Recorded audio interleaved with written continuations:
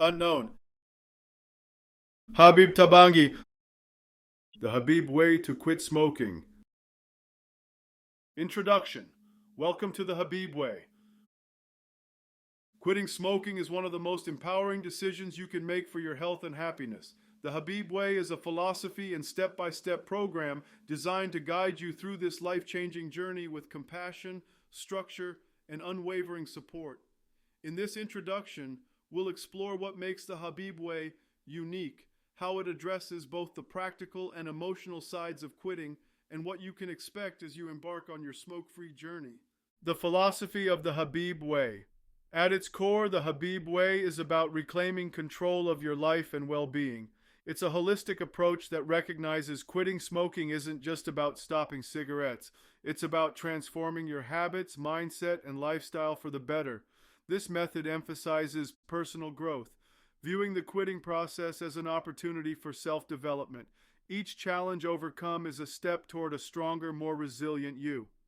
Holistic wellness, focusing on all aspects of well-being, physical health, mental and emotional resilience, financial stability, and social connections to motivate and support you in quitting. Structured support, breaking down the journey into manageable daily and weekly steps so you always know what to do next. You'll set clear goals, celebrate milestones, and have tools to handle cravings or setbacks.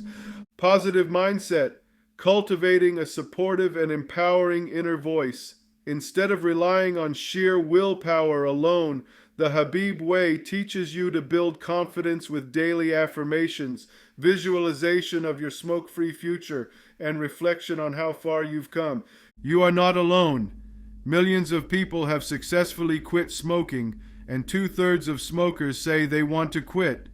It's true that nicotine addiction can be powerful. Studies show it can be as strong as addiction to cocaine or alcohol.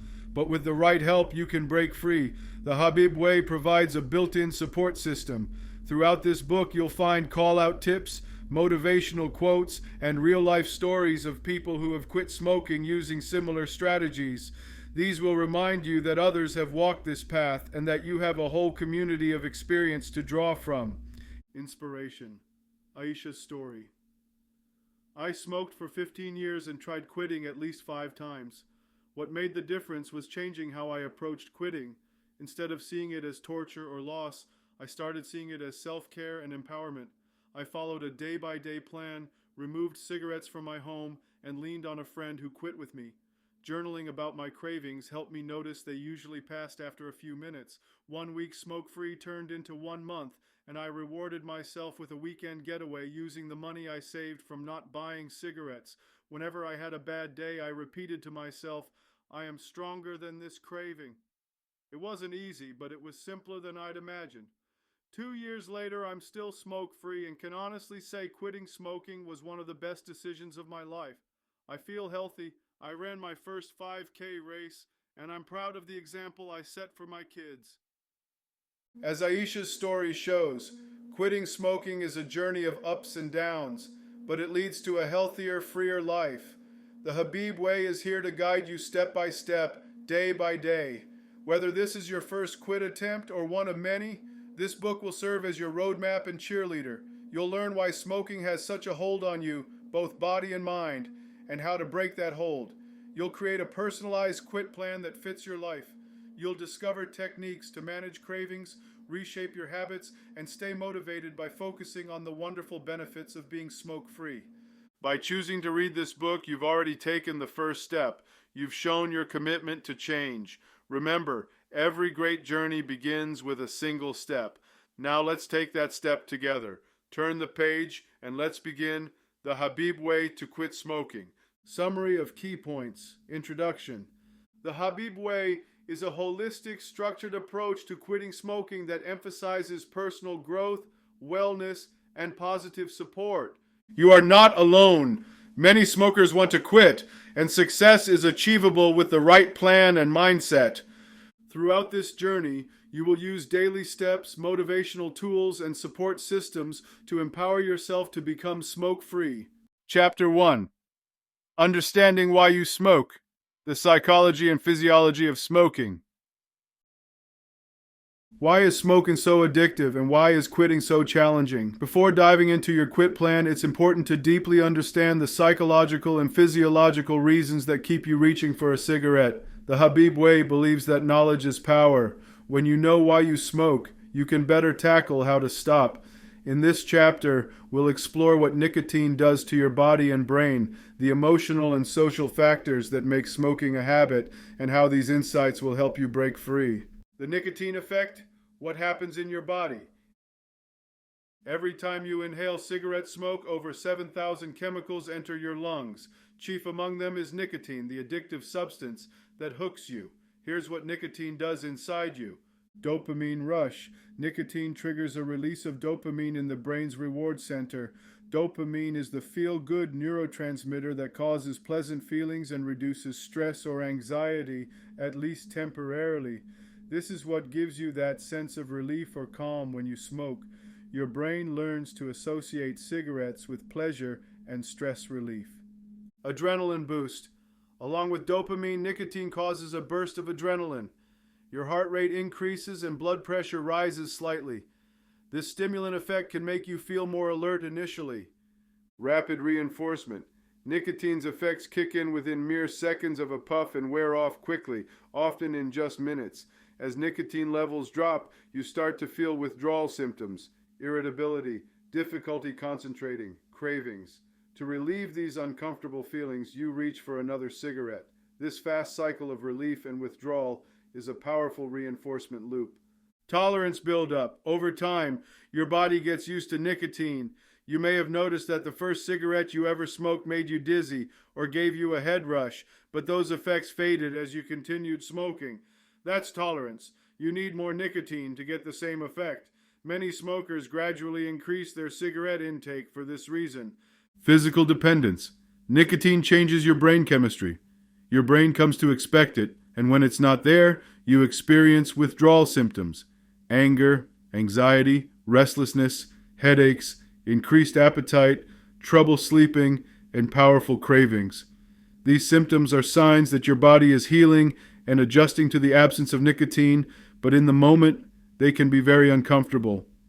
Understanding nicotine's physiological grip helps explain why quitting can be hard. It's not just about willpower. There are real chemical hooks in play. The good news is that these changes are not permanent. The brain and body begin to recover remarkably fast when you stop smoking, as we'll discuss in the next chapter on health benefits. Withdrawal symptoms are strongest in the first week or two and then diminish. There are also many strategies like nicotine replacement or other quit medications, which we'll discuss later, that can ease these symptoms. The psychology of smoking, habits, triggers, and emotions. Smoking is much more than a physical dependence. It's a deeply ingrained behavior often tied to your daily routines, feelings, and social life. Here are some common psychological and situational reasons people smoke. Habits and cues. Over the years, you've likely built smoking into the fabric of your day. Perhaps you light up with your morning coffee, during work breaks, or after meals. These situations or activities become triggers. They cue your brain that it's time to smoke.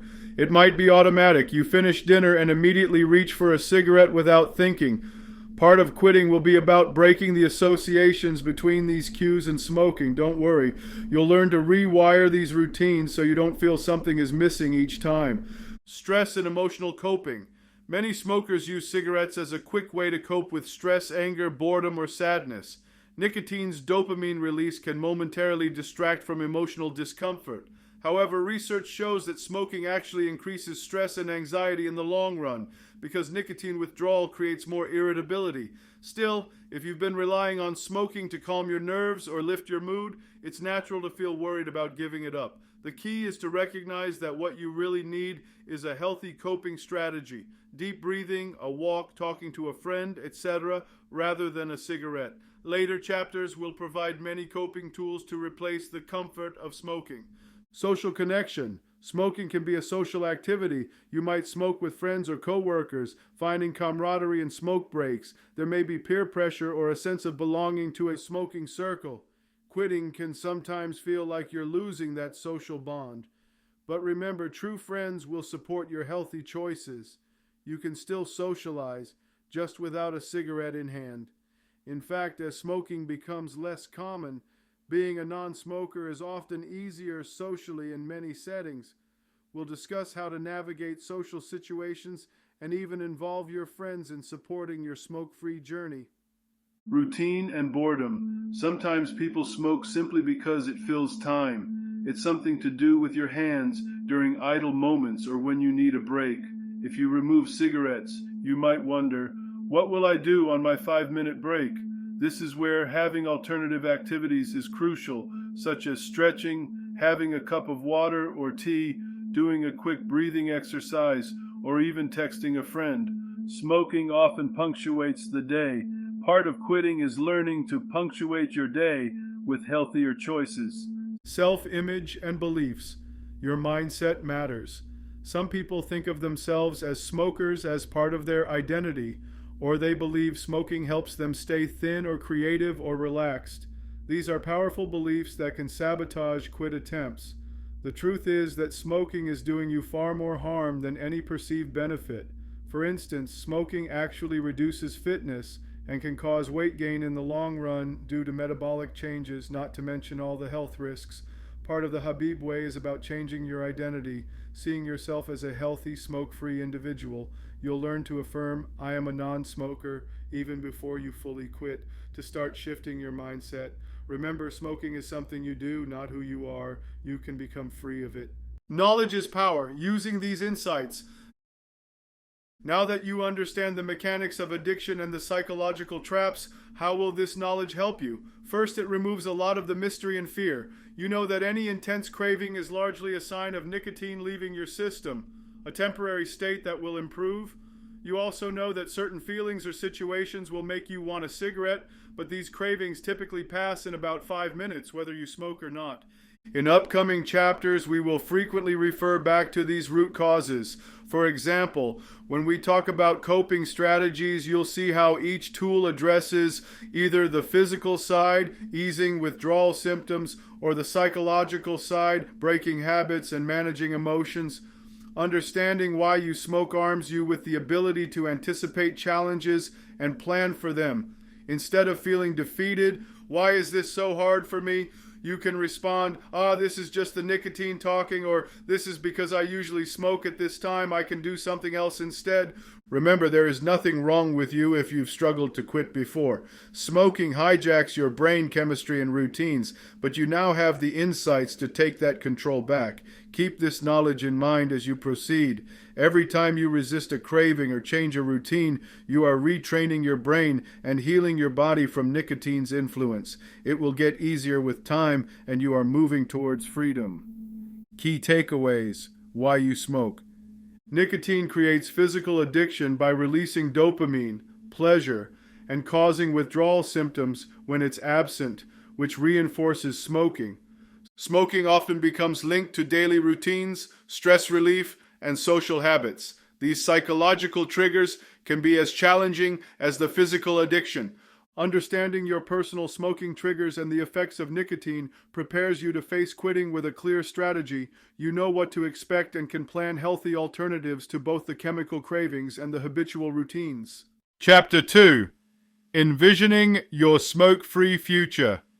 The benefits of quitting smoking. Quitting smoking can sometimes feel like an uphill battle, especially in the early days. One powerful way to stay motivated is to focus on everything you stand to gain by becoming smoke-free. The benefits of quitting begin almost immediately and continue for years, touching every aspect of your life from your health and longevity to your finances, relationships, and self-esteem. This chapter will help you vividly envision your smoke-free future. We'll explore the health improvements you can expect, the financial rewards of quitting, and the positive lifestyle changes that come with being free of cigarettes. Keep these benefits in mind. They are your why for quitting, your source of motivation when the going gets tough. Health and wellness benefits. Rebuilding your body. Your body has an amazing ability to heal itself once you stop smoking. Here are some of the incredible health milestones you can look forward to as you quit. Within 20 minutes, your heart rate and blood pressure start to drop back to normal levels. Yes, the benefits begin literally within minutes of your last cigarette. Within 12 hours, the carbon monoxide levels in your blood normalize. Carbon monoxide from cigarettes can impede oxygen delivery. When you quit, your blood can carry oxygen more efficiently again. After 24 hours, one day, your risk of heart attack begins to decrease. Just one smoke-free day starts reducing your cardiovascular risk. 48 hours, nerve endings start to recover, and your senses of smell and taste sharpen as nicotine and carbon monoxide leave your system. That means food will smell and taste better. Many ex-smokers are amazed at how much more vibrant flavors become even this soon. 2 weeks to 3 months, circulation improves and lung function can increase by up to 30%. By about the 2-week mark, you might notice it's easier to exercise or climb stairs without getting winded. Walking and breathing feel easier as your lungs start to repair. 1 to 9 months, coughing and shortness of breath decrease. The tiny hair-like structures in your lungs, cilia, regain normal function, helping clean your lungs and reduce infections. Many smokers develop a smoker's cough. This gradually fades as your respiratory system heals. 1 year smoke-free. Your risk of coronary heart disease is about half that of a smoker. This is a huge leap in heart health in just 1 year. 5 years, your risk of stroke can fall to roughly the same as a non-smoker. The risk of cancers of the mouth, throat, esophagus, and bladder is cut in half by 5 years smoke-free. 10 years, your risk of dying from lung cancer is about half that of someone still smoking. Risk of other cancers, like larynx, pancreas, also decreases. 15 years, your risk of coronary heart disease and heart attack is now similar to that of a person who never smoked. It's like you get a do-over on your heart health by staying quit long term. Beyond these major milestones, there are many day-to-day health perks. Breathing easier. As your lung capacity improves, you'll notice you can take deeper, fuller breaths.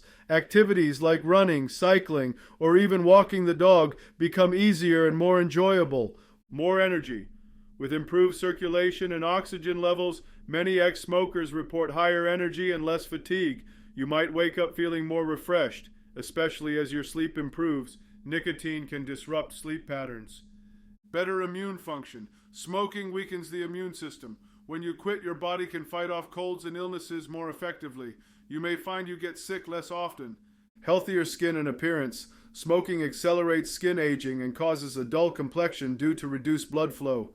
Quitting can restore a healthier glow to your skin, reduce wrinkles over time, and even help your hair become more lustrous as circulation improves. You'll also notice your teeth staining slows or stops, so after a dental cleaning, your smile stays brighter. Longer life. It's never too late to quit. Quitting at any age can add years to your life. If you quit by age 35, you can gain most of the years smoking would have taken. But even someone who quits at 60 can add a few more quality years to their life. Every smoke-free year you gain is precious time to spend doing what you love, with the people you love. Think about which of these health benefits excite you the most. Is it breathing easier so you can play with your kids or grandkids? Reducing your risk of serious diseases?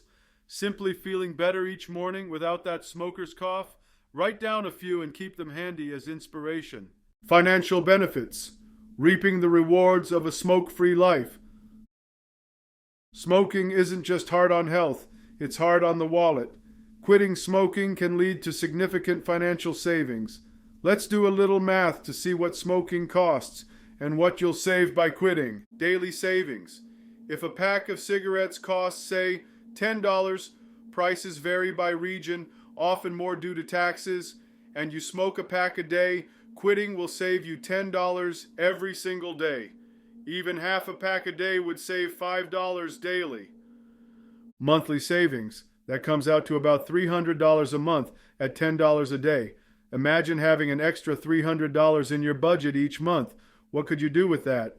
Pay bills, buy something nice for yourself, or put it toward a larger goal. Yearly savings.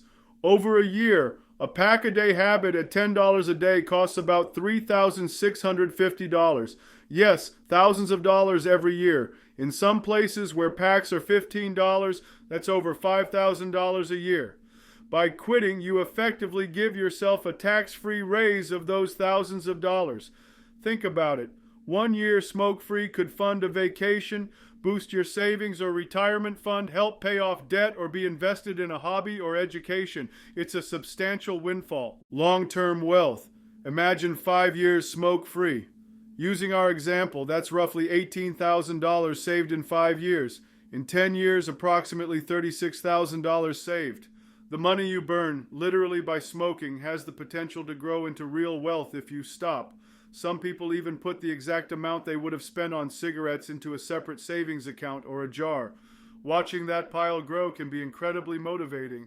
Lower health care and insurance costs. Smokers often face higher health and life insurance premiums.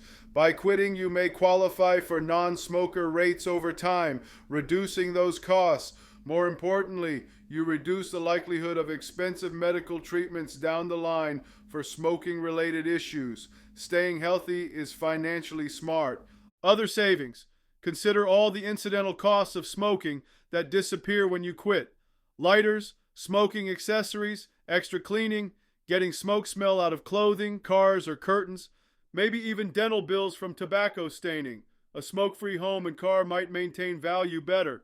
For example, when reselling a car or avoiding security deposits for smoke damage in rentals. All told, the true cost of smoking goes beyond just buying cigarettes.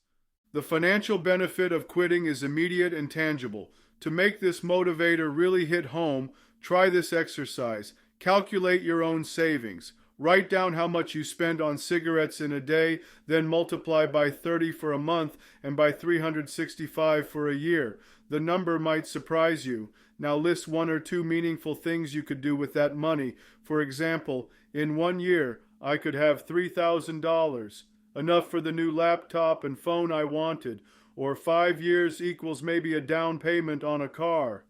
Whenever you feel a craving, picture putting the money you would have spent on a pack into a piggy bank.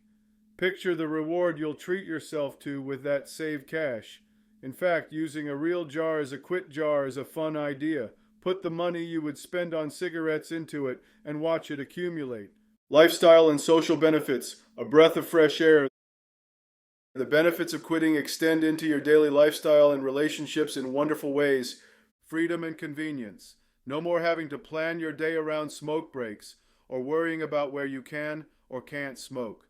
Long flight or train ride. Extended meeting or class. A visit with non-smoking friends or family. As a non-smoker, you won't feel anxious or irritable in these situations because you need a cigarette. You can go anywhere, anytime, without the constraint of needing to smoke. This newfound freedom is incredibly liberating. Many ex-smokers describe it as having my life back from an addiction that used to dictate their schedule. Social connections and confidence. Without cigarettes, you'll likely feel more comfortable in social settings. You won't worry about smelling like smoke or stepping outside in the middle of a social event to feed the habit. You may find you feel more confident about yourself. In fact, surveys show many people find non-smokers more attractive. Being smoke-free can improve dating prospects or intimacy with a partner who doesn't smoke. More importantly, you'll be proud of the healthy example you set for friends and family. Instead of hiding a habit you might have felt ashamed of, you can stand tall as someone who conquered addiction. Protecting loved ones. By quitting, you eliminate the secondhand smoke that could harm those around you. If you have kids, partner, pets, or even co-workers who were exposed to your smoke, you are giving them a cleaner, safer environment. For example, no more smoke lingering in the house or car that others use. This is truly a gift to those you care about. They get more of you, in better health, and without the risks of passive smoke.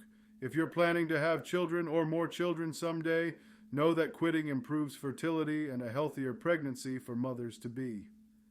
Daily life improvements. Little daily joys increase when you quit. Your clothes, hair, home, and car will smell fresher. No more stale smoke odor clinging to everything. Food and drinks taste better, as mentioned earlier, so cooking or dining out becomes more pleasurable. You might find new enjoyment in activities. A morning without a cough, a walk in fresh air where you can truly smell nature, a clean feeling in your mouth after brushing your teeth that lasts. Even chores become easier. For instance, climbing stairs with laundry doesn't leave you winded, and you'll never have to frantically search for a lighter or worry about accidentally burning a hole in your clothing or furniture again. Life's simple moments are sweeter and less complicated as a non-smoker. Positive role model. If you have children or younger people in your life, quitting smoking turns you into a powerful role model. Kids watch what we do more than what we say. By quitting, you demonstrate healthy habits, resilience, and the importance of self-care. You can proudly say, "I quit," and you can avoid starting. Even among peers, your success may inspire others to try quitting too. One day, someone might thank you for motivating them to quit smoking. Personal empowerment. Achieving this goal gives you a huge boost in self-esteem and confidence. Overcoming smoking is no small feat. It's something to be genuinely proud of. Many ex-smokers find that after quitting, they feel capable of tackling other big goals in life. Quitting can be a springboard to other positive changes, starting an exercise routine, improving your diet, advancing your career, or any challenge that requires willpower and determination. You'll know that if you can quit smoking, you can do anything. Better quality of life. Ultimately, all these benefits add up to a better daily quality of life. You'll likely feel healthier, have more money to enjoy life, experience less stress about when you can smoke next, and savor stronger relationships and self-respect. You'll literally breathe easier and figuratively breathe easier knowing you are free. Take a moment to visualize your smoke-free future in detail. Picture waking up in the morning with clear lungs and energy, going through your day without cigarette breaks, handling stress with a quick walk or deep breaths, coming home to a clean-smelling house, and at the end of the day feeling proud that you are in control and healthier. Imagine a year from now celebrating your success. Who is with you? How do you feel? What will you do with the extra time, health, and money? The clearer you see this positive future, the easier it will be to move toward it. Tip: create a vision board or a list of reasons to quit and place it somewhere visible. Include pictures or quotes that remind you of the benefits of quitting, perhaps a photo of your family for being there longer for them, a vacation spot you'll go to with your savings, or an image representing health, like running shoes or a mountain to climb. When you feel tempted, look at this vision board to strengthen your resolve. This idea ties back to one of our goals, making a vision board for a smoke-free life. Key takeaways: benefits of quitting.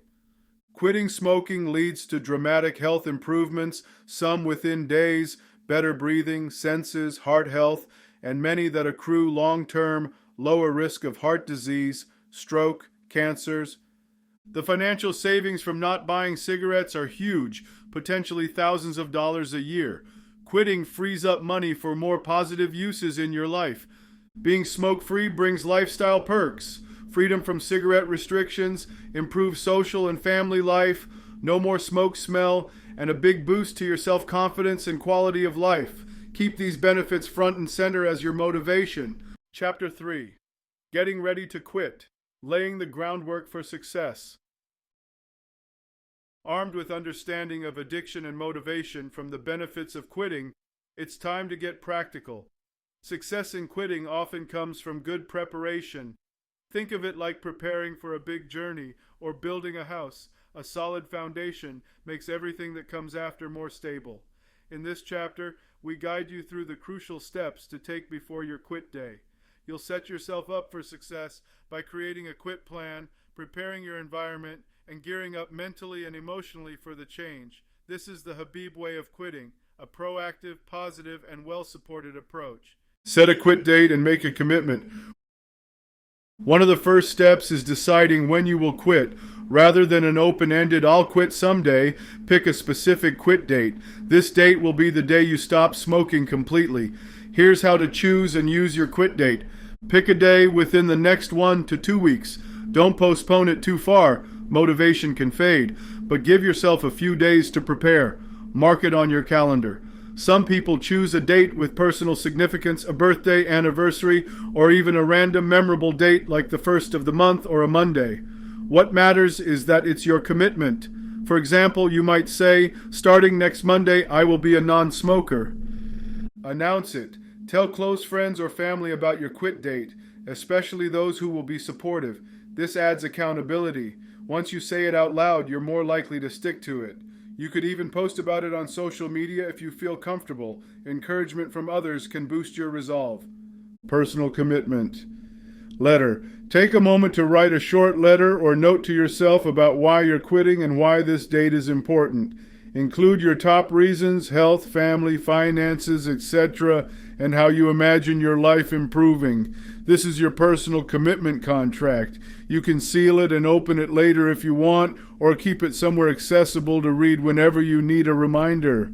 Daily affirmation. Begin right now to tell yourself each day, I am becoming a non-smoker. It might feel strange if you're still smoking leading up to the quit day, but this positive self-talk plants the seed of change. An example affirmation. I'm strong enough to quit smoking, and I'm ready to live a healthy life. Say it in the morning. Write it on a sticky note at your desk, or even set it as a daily phone reminder. By setting a quit date, you turn a wish, I want to quit, into a clear goal, I will quit on this date. This creates a sense of urgency and focus. Treat that date as non-negotiable, a day when a new chapter of your life begins. Until then, you have a mission. Prepare yourself to make that day a success. Identify your triggers and plan alternatives. We talked about triggers in Chapter 1, those situations, emotions, or routines that prompt you to smoke, like morning coffee, finishing a meal, stress at work, etc. Before quit day arrives, make a list of your personal smoking triggers. Common ones include waking up or morning routine, coffee or tea times, after meals, while driving, work breaks, socializing or drinking alcohol, feeling bored, feeling stressed, anxious, or upset, watching TV or relaxing in the evening, certain locations, a favorite chair, the porch, a particular bar or cafe. Next to each trigger on your list, write down at least one alternative action or strategy. This way, when the moment comes, you won't be caught off guard. You'll know what to do instead of smoking. For example, morning coffee trigger. I will drink my coffee outside on the balcony or in a different spot, and have a piece of gum or mint after instead of a cigarette. Or try switching to tea for a while, if coffee intensifies your craving. After meals, right after eating, I'll immediately get up and start doing dishes or go for a short walk or chew a sugar-free mint gum to break the association. Stress at work. When a work problem frustrates me, I'll take 3 deep breaths, stretch at my desk or walk to the restroom, and maybe have a quick healthy snack like almonds instead of stepping out to smoke. You can also use a stress ball or a fidget toy to occupy your hands. Evening TV. I'll keep my hands busy with something else during shows. Maybe doodle, squeeze a stress ball, or sip herbal tea. If a craving hits, I'll do a 2-minute plank or some quick exercise. It passes the time and recharges me. Planning these coping strategies in advance is so helpful. You might even role play or visualize yourself in a triggering situation and mentally rehearse doing the alternative behavior. This kind of practice can make it feel more natural when the time comes. Keep your list of triggers and alternatives handy on your phone or a card in your wallet. It will be a cheat sheet for handling cravings, especially in the early days. We'll cover more about coping with cravings in a dedicated chapter, but this initial planning is part of your quit prep. Clean your environment, out of sight, out of mind. A smoker's environment often has many reminders of smoking. Part of getting ready is to clear those out so you can start fresh without easy temptations. In the days leading up to your quit date, remove cigarettes and tobacco, finish, give away, or throw out any remaining cigarettes, cigars, chewing tobacco, etc. Don't keep a just-in-case stash. That just gives you an easy out during a weak moment. Commit fully. No cigarettes available means if a craving hits, you have to get through it in another way, which you can and will. Get rid of smoking gear, lighters, matches, ashtrays, gather them up and toss them out. Check all the places you usually smoke, home, car, workplace. Clean out your car's ashtray if you have one. Perhaps put coins in it instead. If you have favorite smoking spots at home, like a patio or a certain chair, consider rearranging furniture or adding a plant or candle there to change the space's association. Clean and freshen up. Do a thorough cleaning to remove smoke residue and smell. Launder curtains, bedding, and clothes that smell of smoke Shampoo carpets or upholstery if needed. Air out your living spaces. The act of cleaning is symbolic. You're wiping away the old habit. Plus, a fresh-smelling, clean environment will feel so rewarding. You'll notice how nice it is when everything doesn't smell like stale smoke. Create a space that reinforces your new smoke-free life. Stock up on substitutes. Have on hand some oral substitutes to reach for when you get the urge to put something in your mouth. Sugarless gum, mints, toothpicks, or coffee stirrers to chew on. Even crunchy snacks like carrot sticks or pretzels can help. Just be mindful of not overdoing snacks if you're watching your weight. Choose healthy options. Some people find sucking on a straw or lollipop mimics the hand-to-mouth feel of smoking. Figure out what might work for you and have them readily available in the car, at your desk, etc. Designate smoke-free zones. If for some reason you can't completely remove all cigarettes from your environment, say you live with a smoker, at least establish boundaries. Make your home interior and car completely smoke-free zones. If someone else must smoke, ask them to do it outside and away from you. The cleaner your daily environment, the fewer triggers you'll face. Encourage a supportive atmosphere. Maybe your home can have no smoking inside as a new rule, which helps you and also protects others from secondhand smoke. Taking these actions before your quit day sets you up for a smoother start. Waking up on quit day in a house with no cigarettes, a clean atmosphere, and a ready plan for your routines will give you a confidence boost. You've already invested effort in your success. Gather your tools and support. Quitting is easier when you have the right tools and a support network in place. In your preparation phase, research cessation aids. Decide if you want to use any quitting aids such as nicotine replacement therapy, NRT, or medications. NRT includes patches, gum, lozenges, inhalers, or nasal sprays that provide a small controlled dose of nicotine without the harmful tear and chemicals of cigarettes. These can really help take the edge off withdrawal. There are also prescription medications like bupropion or varenicline that can reduce cravings. Talk to your doctor about what might be appropriate for you. Using these aids is not cheating. It's often a smart way to ease the transition. If you decide to use them, get them ready before quit day, e.g. buy patches or gum, fill a prescription. We'll discuss proper usage later, but be sure to read instructions. For example, if you choose the patch, start it on the morning of your quit day. Support network. Line up your sources of support. Who can you call or text when a craving hits? Let your close friends and family know about your plan to quit and ask for their encouragement. You may be surprised how cheering and helpful people can be. If you have a friend who also smokes and wants to quit, consider being quit buddies. You can motivate each other and share tips. If you don't personally know anyone trying to quit, there are phone quit lines and online communities, more on these in the resources chapter, where you can get professional coaching or peer support. Have those numbers or websites handy from day one. Even an app on your phone that tracks your progress can serve as a kind of support by showing you stats like days smoke-free, money saved, health regained, giving you a boost each day. Inform your doctor and dentist. If you can, let your healthcare provider know you're planning to quit. They can offer advice, prescribe quit meds, or connect you with cessation programs. Also, consider scheduling a checkup for around a month or two after quitting. It gives you something to look forward to hear the improvements. A dental cleaning scheduled after quitting is a nice reward and lets you literally feel the difference with cleaner teeth and gums. Plan for challenges. Think ahead to any known challenges in the days after your quit date. Do you have a party or stressful meeting coming up? Plan how you'll handle it smoke-free. Maybe arrive with sugar-free gum and a bottle of water. Practice what you'll say if someone offers a cigarette. No thanks, I don't smoke. If possible, for the first week, try to avoid very high-risk situations. For example, heavy alcohol drinking or being around a lot of smokers, as those could weaken your resolve early on. We're not saying lock yourself away. Distraction is good, but use common sense and set yourself up to win. Emotional readiness. Quitting can stir a lot of feelings. You might be excited, but also nervous or even grieving the loss of something that's been a big part of your life. That's normal. Think about ways to keep your mood positive. Perhaps prepare a music playlist of upbeat songs, or plan to start a new hobby or project in the weeks after quitting to fill time and give you something to look forward to. Maybe start that novel or join a gym class. If you enjoy journaling, start one now just to vent any fears or hopes about quitting.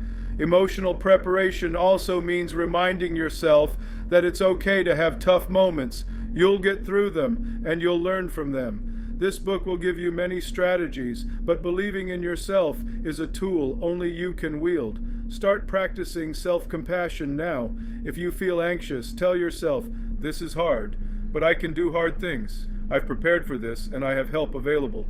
By the time your quit day arrives, you want to feel like an athlete before a big game, trained, geared up, and mentally prepared to win. You might have some jitters, but also a confidence that, "I got this," and indeed you do. You're doing all the right things to ensure your success.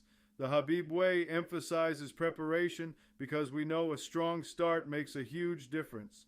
Before moving on, take a moment to review your quit plan checklist. Quit date set and marked on calendar and announced to key people. List of triggers and alternative coping strategies prepared. Smoking environment cleaned. Cigs and ashtrays trashed. Space freshened.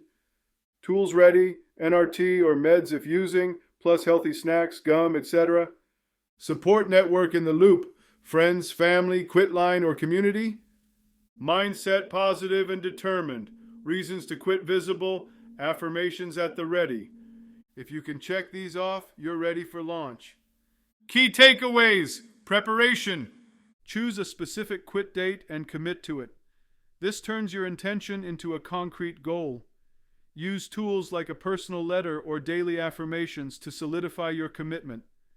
Identify your smoking triggers in advance and decide on alternative behaviors for each. Preparation helps you avoid being caught off guard by cravings. Set up a supportive environment, remove cigarettes and reminders of smoking, clean your space, and gather quit aids like nicotine patches or gum and supportive people resources before your quit day. A solid plan and environment will give you a strong start towards success. Chapter 4. Your step-by-step plan. The Habib Way, day by day and week by week. This is where the rubber meets the road. Quit day and beyond. In this chapter, we lay out a detailed daily and weekly plan to guide you through the first month of quitting, which is often the most challenging period. Think of this as your personal coach for each day. You'll know what to focus on, how to cope, and how to celebrate your progress.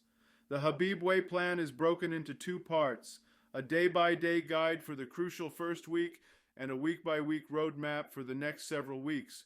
By following this plan, you'll build new habits to replace smoking and reach important milestones that keep you motivated. Before we dive into the specifics, remember that everyone's quit journey is a little different. Feel free to adapt these suggestions to your needs, but try to keep the overall structure as it's designed to address the common challenges at each stage of quitting. Keep a journal or log of your progress if you can, noting each smoke-free day and how you felt, because each day is a victory. Quit day, day 1, your new journey begins. The day has arrived. Today you become a non-smoker. Expect that today might be tough at times, especially during moments when you usually smoke. But also remember, the worst physical withdrawal pangs won't hit immediately. Some people feel mostly excitement and nerves on day 1. Here's your plan for quit day. Morning, as you wake up, affirm your decision. Today I am a non-smoker. Apply a nicotine patch first thing, if you're using one, or have your NRT gum lozenge ready for when cravings start. Change up your morning routine slightly to avoid trigger patterns. If you usually smoked with coffee, maybe take your coffee in a travel mug and go for a 5-minute walk outside, savoring the morning air. Remove any remaining smoking items. Check for that one stray cigarette in a coat pocket or the glove compartment and toss it now. Brush your teeth after breakfast and enjoy that clean, fresh mouth feeling. Plan your day. Busy. Idle time can be tricky today, so keep yourself occupied. Go to work or plan activities that absorb you. If possible, avoid super high-stress tasks or heavy social drinking on this first day. Have a list of go-to distractions, a new puzzle or game on your phone, a good book, a series to binge watch in the evening, chores that keep you moving, etc. Physical activity is a great choice. If you feel edgy, do a set of jumping jacks or take a brisk walk around the block. Exercise not only distracts but also releases endorphins, natural mood boosters, which combat cravings. Cravings. Management. Cravings will come in waves. Remember, a typical craving lasts only about 5 minutes. When one hits, use the 5 Ds. Delay, distract, deep breathe, drink water, discuss with someone. Delay acting on the urge. It will pass whether you smoke or not. Distract yourself with an activity or something to keep your hands, mouth busy. Squeeze a stress ball, chew gum, doodle. Take deep breaths. Inhale slowly through your nose. Hold for a few seconds. Exhale slowly through your mouth. It's like a cleansing mini meditation. Drink water. It gives you something to do and helps flush your system. And discuss, call or text a friend, or use a support chat forum. Say, I'm really craving right now. Just needed to tell someone. The urge often fades after talking about it. Meal times. After meals might be challenging. Plan to immediately do something after eating. Help clear the table, start washing dishes, or go brush your teeth. This quick interruption can break the autopilot reach for a cigarette. You'll find that brushing your teeth often is a nice trick. Not only does a minty mouth make a cigarette sound less appealing, but you're reinforcing how nice it is to have fresh breath. Evening. Congratulations. By evening, you may have your first day nearly beat. Treat yourself to something relaxing as a reward, maybe a warm bath, watching a favorite movie, or enjoying some treats, perhaps that ice cream you love, guilt-free for today. Be cautious of alcohol tonight. It can lower your inhibitions. If you do drink, have a plan to limit it and avoid places where people are smoking. Before bed, reflect on the day. You did it. One day smoke-free. It might have felt long or hard, but you proved to yourself you can go without a cigarette. That is huge.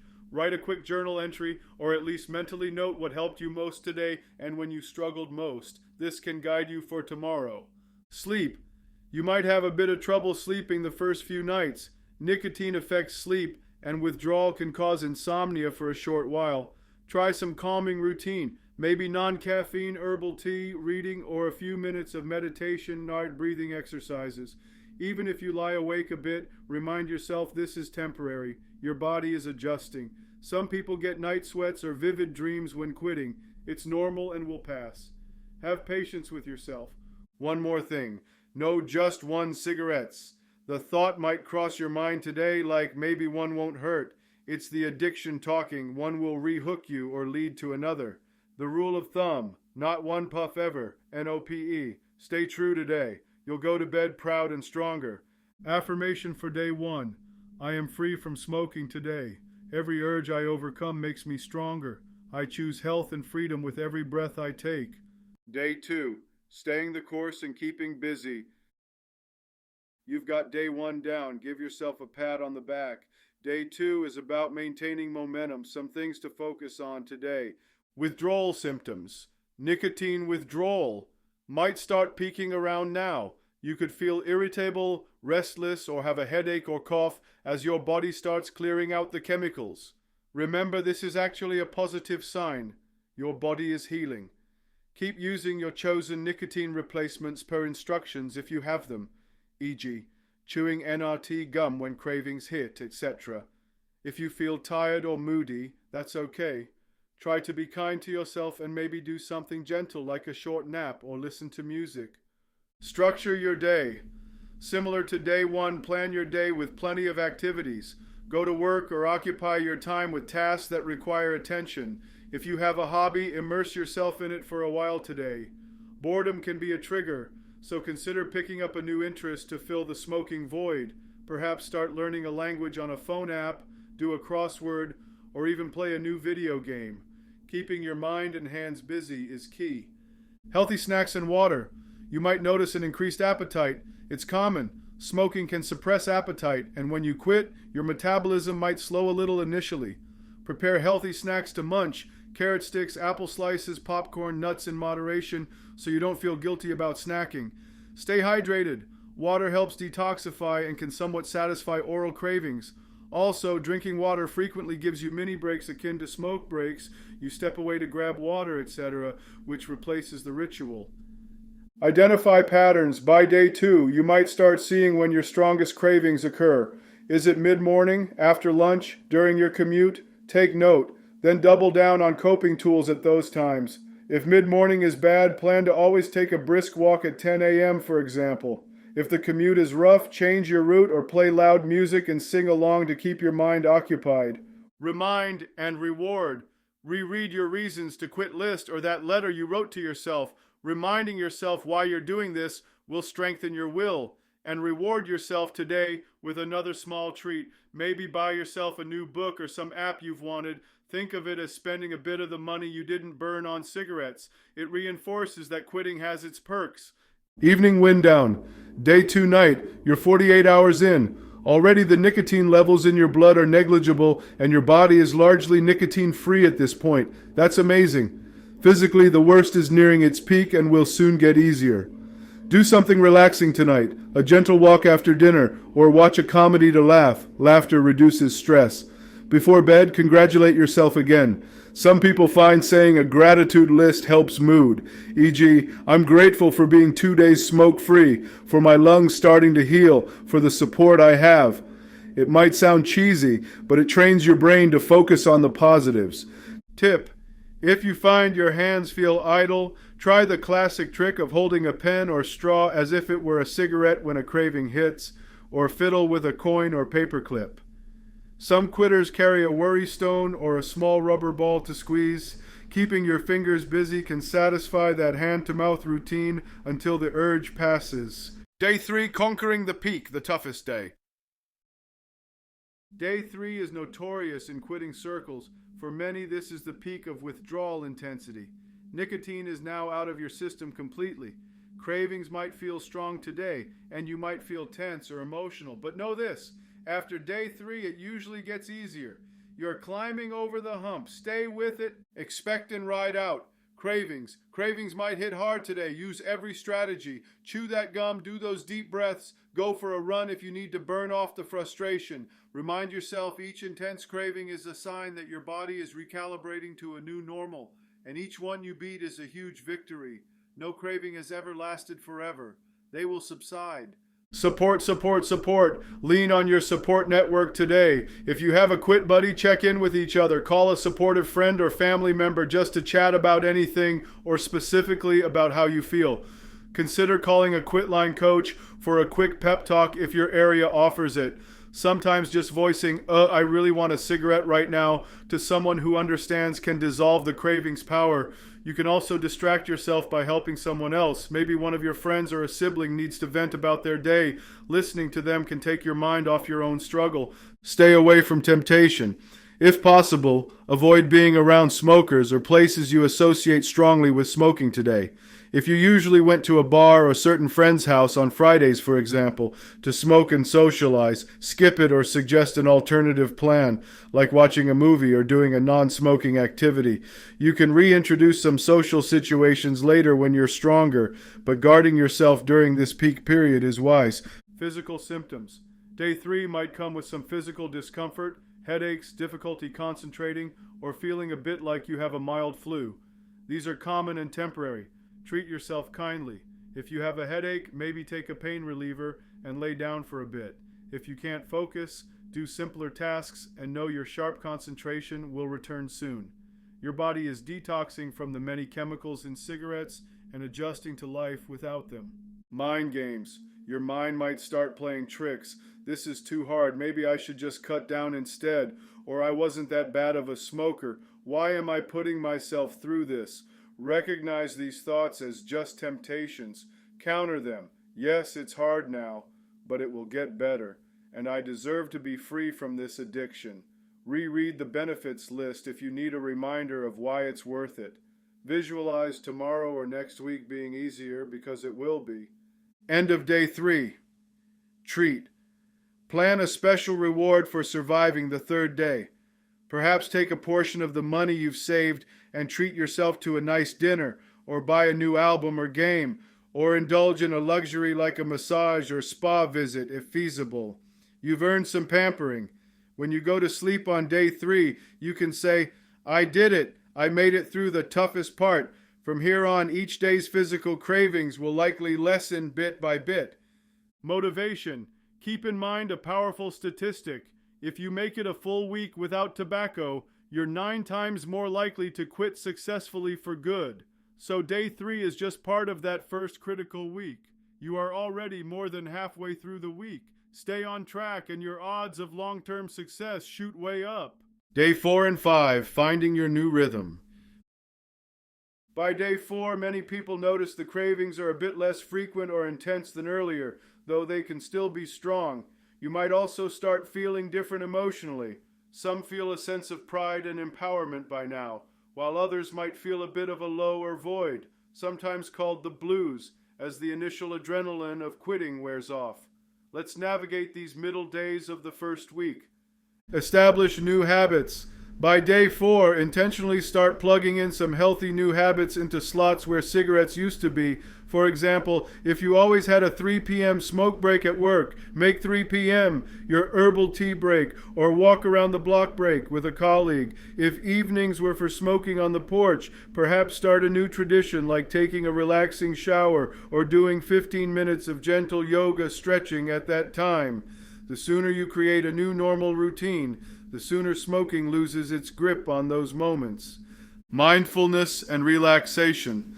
As your body is settling, you might experience some anxiety or restlessness. Smoking often was what you did when you felt stress. Now's a great time to practice new relaxation techniques. Try a simple mindfulness exercise. Sit quietly and breathe slowly, focusing on the breath or on the sounds around you for a few minutes, or practice progressive muscle relaxation, tensing and releasing each muscle group in your body from head to toe. These techniques can reduce stress and also give you something to do when a craving wave comes, almost like riding it out on a calm surfboard of breath. Stay the course with diet and sleep. Aim for balanced meals and sufficient sleep. Your body is rebuilding. Include fruits and vegetables. They help repair tissues, and also some research suggests they can make cigarettes taste worse if you were to lapse. Bonus. If sleep is still not great, know it's normal. Avoid caffeine in the evening, and perhaps try reading a soothing book before bed instead of screen time, which can make insomnia worse. Emotional check-in. Some people feel a sense of grief or sadness around days 4 to 5. It's as if letting go of smoking leaves a gap. You might even miss it in an odd way. This is where it's important to remember you haven't lost a friend, even if it feels like an old friend is gone. You've shed an enemy that only pretended to be your friend. Still, validate your feelings. It's okay to feel a bit down. Treat yourself kindly. Do things that uplift you. Listen to music you love, talk to positive people, get some sunlight and fresh air, a proven mood booster. If you find yourself irritable with others, let them know you quitting smoking and appreciate their patience. Often they'll understand and cut you some slack. Cravings are manageable. By now you might notice a change in cravings. They might come less often, but could still be strong when they do. Or they might be more mental now, habit craving at certain times, than a physical pang. Keep using your tools. If one method isn't working, say gum isn't cutting it, try a different distraction like doing a quick set of push-ups or calling someone. Remember to reward yourself each day. Daily rewards can be small, a long bath, a tasty dessert, watching an episode of a favorite show guilt-free, etc., because you deserve credit for every single day you stay smoke-free. Note the positives. Around day 5 or so, many people start noticing some positive changes. Maybe you realize food tastes better, or you aren't coughing in the morning, or your teeth look a tad whiter, or your mind feels clearer at certain times.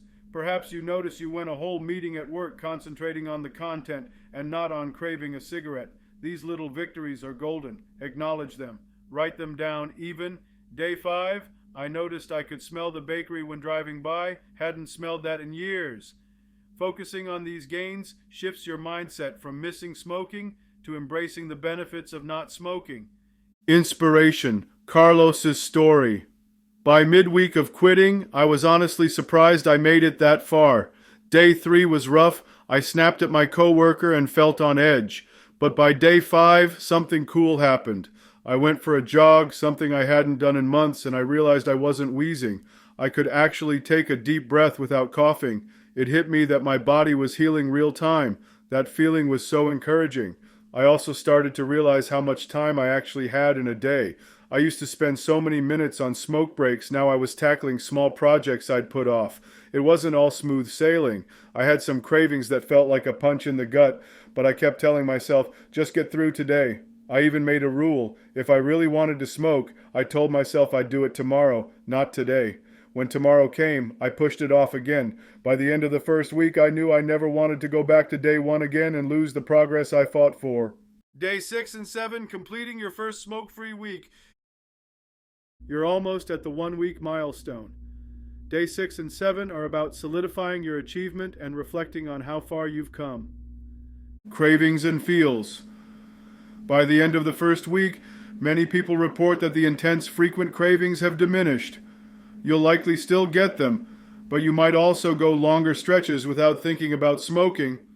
Be prepared, though, sometimes on day 6 or 7 there can be a random strong urge, perhaps because your brain is used to a weekly cycle and expects that surely by now we smoke again. Don't let that trick you. Stay vigilant, especially in situations like weekend routines which might differ from weekdays. If Saturday was your leisurely smoke with coffee morning, change the routine this first weekend. Maybe go out for breakfast in a non-smoking restaurant to treat yourself, or go for an early walk or run to start a new healthy weekend habit. Reward your first week. Plan something special to celebrate 1 week smoke-free. You've saved quite a bit of money in a week. Perhaps take yourself to a movie, buy a new book or game, or have a nice dinner with a friend. Some people put aside the money they saved on cigarettes and physically buy something tangible at the 1 week mark. It's a great positive reinforcement. Also, share your success. If you announced your quit plan to friends or on social media, give an update that you're 1 week smoke-free. The kudos and congratulations you get will feel great, and if there are smokers in your circle, you might even inspire someone. Reflect on your journey. Use the 1 week point to do a little reflection exercise. Ask yourself, what was the hardest moment this week, and how did I overcome it? What am I most proud of? What positive changes have I noticed? Maybe journal about these or just think them through. This reflection not only gives you insight into what works for you, but it also reinforces your success. You might realize, for instance, that taking a walk always helped your worst cravings, a hint to keep that habit up, or that cravings hit when you were hungry, so you'll remember to eat regular healthy snacks. Self-awareness is growing, and that makes you stronger for week 2. Renew your commitments. The end of week 1 is also a good time to reread that letter to yourself or your list of reasons to quit. Perhaps even add new reasons you discovered. I love that my car doesn't smell like smoke now, or my sister said I look better now that I quit. Also, consider setting a new goal for the next milestone. For example, if I stay smoke-free for 1 month, I'll treat myself to a weekend getaway. Or at 2 weeks, I'll buy those new shoes. Goals and rewards keep the motivation up. Be proud and guard against complacency. You absolutely should feel proud. This first week is often the toughest of all, and you did it. At the same time, guard against a common trap. Sometimes after a week or so, people think, I've been so good, maybe I can have just 1 cigarette as a reward. No, that's the addiction trying to sneak back. There's no such thing as just one. 1 puff can restart cravings in full force. Your reward is health and freedom, not a cigarette. So keep your guard up. You're still in the early phase. But do enjoy the confidence that's building. You might find yourself thinking, if I can do a week, I can do another. And you're right. Milestone motivation. A week smoke-free is monumental. According to some research, making it past the first week means you're far more likely to quit for good. You've increased your odds of success dramatically by achieving this milestone. Remember that whenever you doubt yourself, you have what it takes to beat this. Summary of week 1. You navigated through the most intense withdrawal, faced numerous cravings, and learned a lot about what strategies help you. By the end of week 1, Carbon monoxide levels in your blood have dropped, your heart is already healthier than a week ago, and your taste and smell senses are improving. Best of all, you've proven to yourself that you can live without cigarettes. Now let's look at the weeks ahead, where the focus shifts to reinforcing new habits, preventing relapse, and enjoying the benefits. Week 2, strengthening your new habits, days 8 to 14. Welcome to week 2. Many people find the second week noticeably easier than the first, especially physically. Your body has largely adjusted to the lack of nicotine by now. Cravings tend to be more psychological, trigger-based or out of habit, rather than the intense withdrawal waves. However, week 2 can sometimes bring subtle challenges like a false sense of confidence. I've got this, maybe I don't need to be so careful, or lingering emotional ups and downs. Here's your game plan for week 2. Build on success. Continue with the strategies that worked in week 1. Keep avoiding known triggers when possible, and when you can't avoid them, like you have to drive to work, and driving was a smoking trigger, keep using your new routines. Chew gum, play music, etc. in the car. Each time you do the new behavior instead of smoking, you strengthen that new habit loop. Introduce healthy activities. Now that you've proven you can handle the basics, try adding more healthy lifestyle changes this week to replace smoking. For example, start a simple exercise regimen if you haven't already, even a daily 20-minute walk or a short bike ride. It will help with any stress or weight concerns and boost your mood. You could also experiment with a relaxing practice like meditation or yoga this week, which help long-term in reducing the urge to smoke for stress relief. Watch out for the blahs. It's common to feel a bit of a lull in motivation or mood during week 2. The initial excitement of quitting might wear off and you may feel like, is this it? I'm just not smoking. Life feels kind of normal, but something's missing. Some people describe it as the blahs. This is a normal phase as your brain chemistry is still adjusting. Keep yourself engaged with goals. Maybe use a quit smoking app that gives you daily missions or tasks. For example, challenge yourself to drink 8 cups of water a day or do something that makes you laugh each day. Laughter truly helps. Set a short-term focus like, if I can reach 2 weeks, I'll treat myself to a massage or a new video game. Having a near goal can push you through any monotony. Cravings in disguise. By now you might not be getting strong urges, but sometimes cravings might disguise themselves as just, something feels off, I'm restless. When that feeling hits, do a quick halt check. Are you hungry, angry, lonely, or tired? These can trigger a desire to smoke. Address the need. Eat a snack if hungry. Talk out your anger or journal it. Reach out to a friend if you're lonely, or go be around people, and rest if you're tired. Often satisfying these basic needs makes the subtle craving vanish. Social situations. If you've been avoiding going out with friends or certain situations, week 2 might be a time you feel ready to slowly reintroduce them cautiously. For example, if you have a friend group that smokes, maybe meet them at a cafe that is indoors, non-smoking, or engage in an activity together where smoking isn't allowed, like bowling or a movie. Or if you're used to weekend beers with buddies who smoke, perhaps invite them to a smoke-free environment or have mocktails at your place where smoking is not allowed. The idea is to practice being a non-smoker in various settings. Each time you do something without smoking that you used to do with smoking, you break that old association and prove to yourself you can still enjoy life without cigarettes. That said, if a situation feels too tempting, it's okay to wait longer. There's no rush. Your long-term abstinence is the priority. Health checkpoint. Around 2 weeks, you might really feel some physical improvements. Your circulation is better, exercise is easier, and your lung function is up significantly. You might notice you aren't coughing up phlegm like you used to. Your body's cleaning system in the lungs, cilia, are recovering.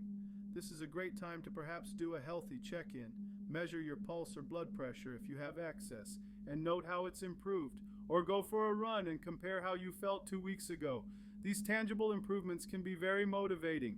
Stay positive, keep up with those affirmations and positive self-talk. By now, maybe you have a favorite motivational quote or mantra that resonates with you. Use it whenever you need a boost. For instance, cigarettes no longer control me. I control my choices. Or with each smoke-free day, I'm becoming healthier, wealthier, and happier.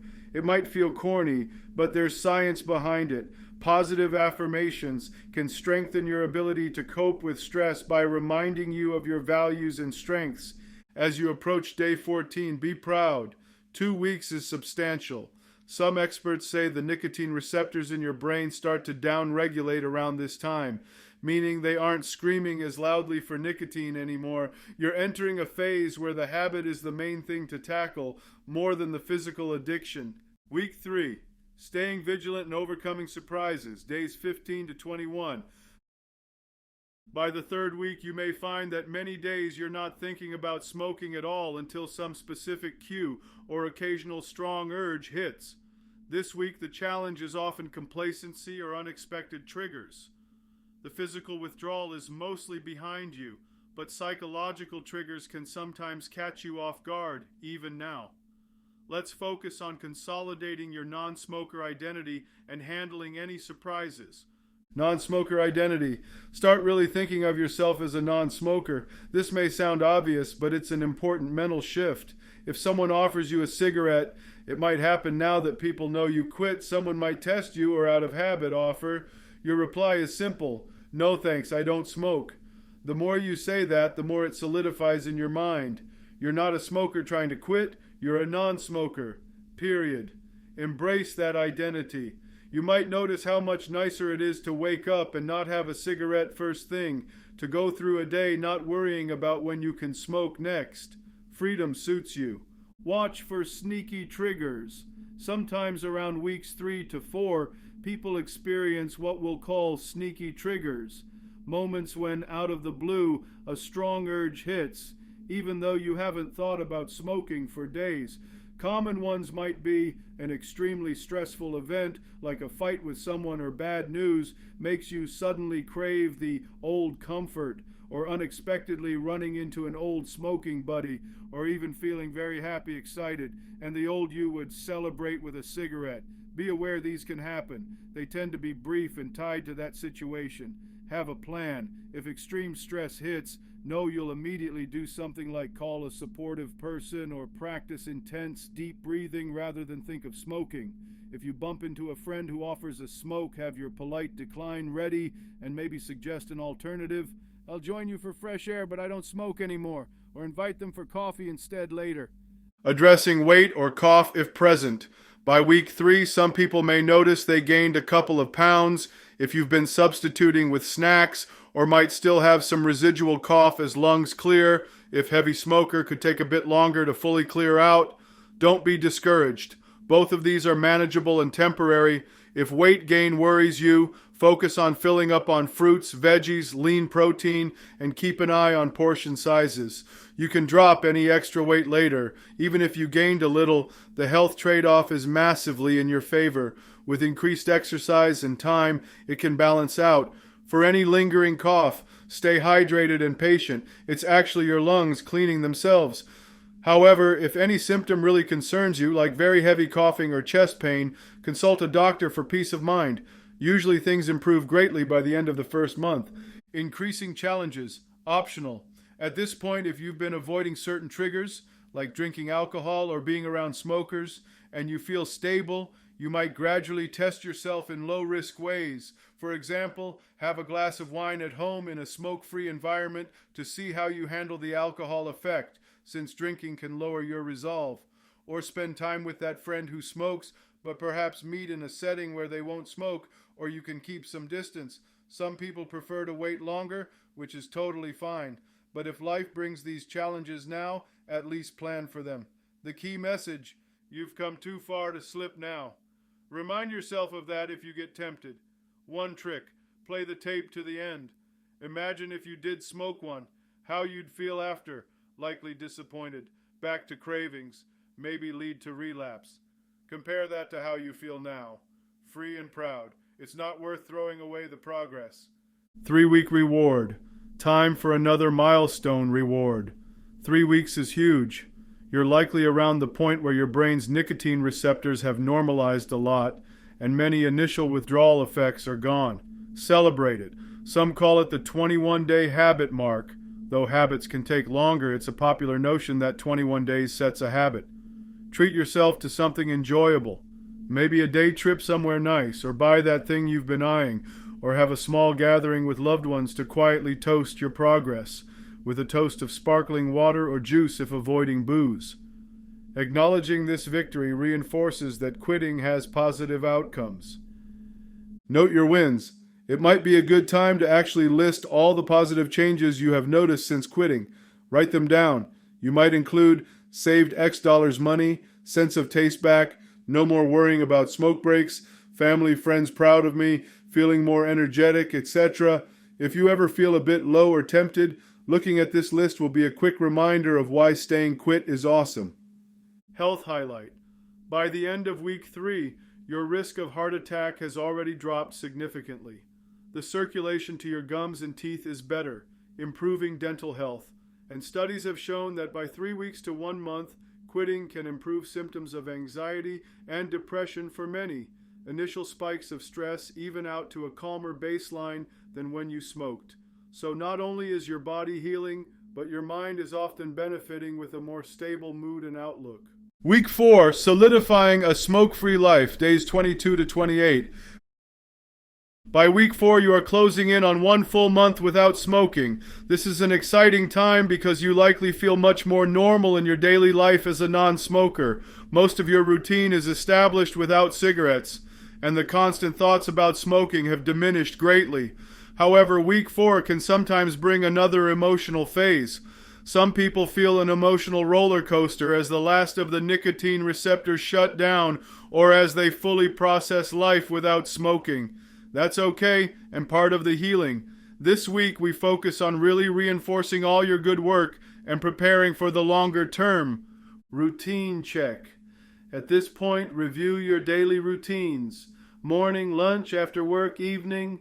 What do you do in those times now instead of smoking? If any gap remains, like maybe you still feel a bit unsure what to do on work breaks, consciously fill it. Perhaps start taking a short walk after lunch or listen to a podcast. The idea is to feel comfortable and not antsy during these parts of the day. Manage any residual cravings. By now, physical cravings are mostly gone, but you might still get occasional thoughts like, I'd enjoy a cigarette right now. Treat these as fleeting pop-ups. They often last just a minute or even seconds. Acknowledge, I'm having a thought of smoking, that's interesting. Then let it go and move on. It's like a cloud passing by. You don't have to engage with it. If any craving does feel strong, revisit the basics, delay, distract, drink water, deep breathe, etc. You have all these tools in your pocket. Addressing emotions. Without smoking, you're now fully facing your emotions as they are, which is a huge accomplishment. Smoking often dulled feelings or was used to escape them. Notice how you cope now. If you find you're more irritable or sad at times, that's okay. Your emotional regulation will improve with practice and possibly with some of the healthy habits you're adopting. Consider adding journaling or talking to someone regularly about how you feel. If you're comfortable, maybe each evening write down one thing that stressed you and how you coped without smoking. This reinforces your new coping skills. Also, make sure you get joy in your life, plan fun activities, hang out with people who make you laugh, indulge in hobbies. A happy you has less temptation to turn to cigarettes. Plan for month 1 milestone. Think ahead to day 30, 1 month. Plan a meaningful reward or event to celebrate. It could be a small party with friends or family, or a special purchase. Some people like to do something symbolic like a hike to a beautiful viewpoint to symbolize the journey, or even writing a goodbye letter to smoking that you burn or tear up at the 1 month mark. Choose something that feels significant to you. Stay humble, stay vigilant. Around 1 month, sometimes people think, I'm over it, I'm cured. While you have done amazing and the hardest part is likely over, be cautious. Many relapses happen after a few weeks or months when people let their guard down. It might occur like, I've been so good, 1 cigarette at the party won't hurt, but it often reawakens the addiction. So the Habib way teaches ongoing vigilance, especially in the first 3 months, which is when habits really reform. That doesn't mean living in fear of relapse, just respecting that you have an addiction that can be triggered, and so you continue to choose not to feed it, ever. If you slipped, this is important to address. If during these weeks you happen to slip and have a puff or a cigarette, Don't despair. It does not mean you failed or can't quit. Look at it as a learning experience. Analyze what led to it. Were you caught without a plan in a trigger situation? Were you overly confident or under extreme stress? Use it as a lesson to reinforce your strategy.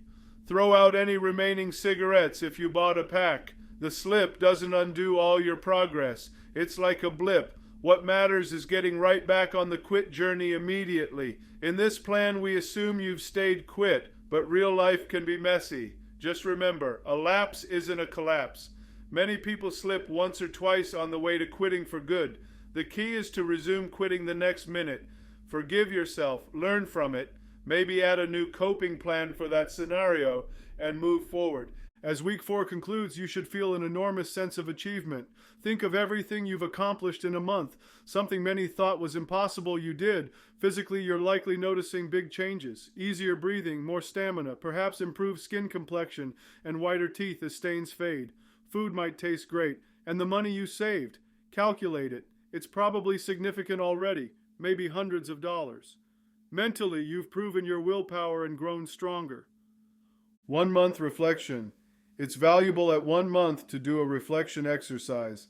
Write down answers to these questions. How has my life improved in 1 month smoke-free? What was the most helpful strategy so far? What still seems challenging? What am I most proud of? And where do I want to go from here? By articulating these, you cement the lessons learned and ready yourself for the next phase of your journey. Key takeaways. Step-by-step plan. Follow a structured plan through the first month. Focus on getting through each day of the first week with intensive coping strategies, the toughest period. Then gradually shift to weekly goals and new habits for weeks 2 through 4 as cravings lessen and routines form.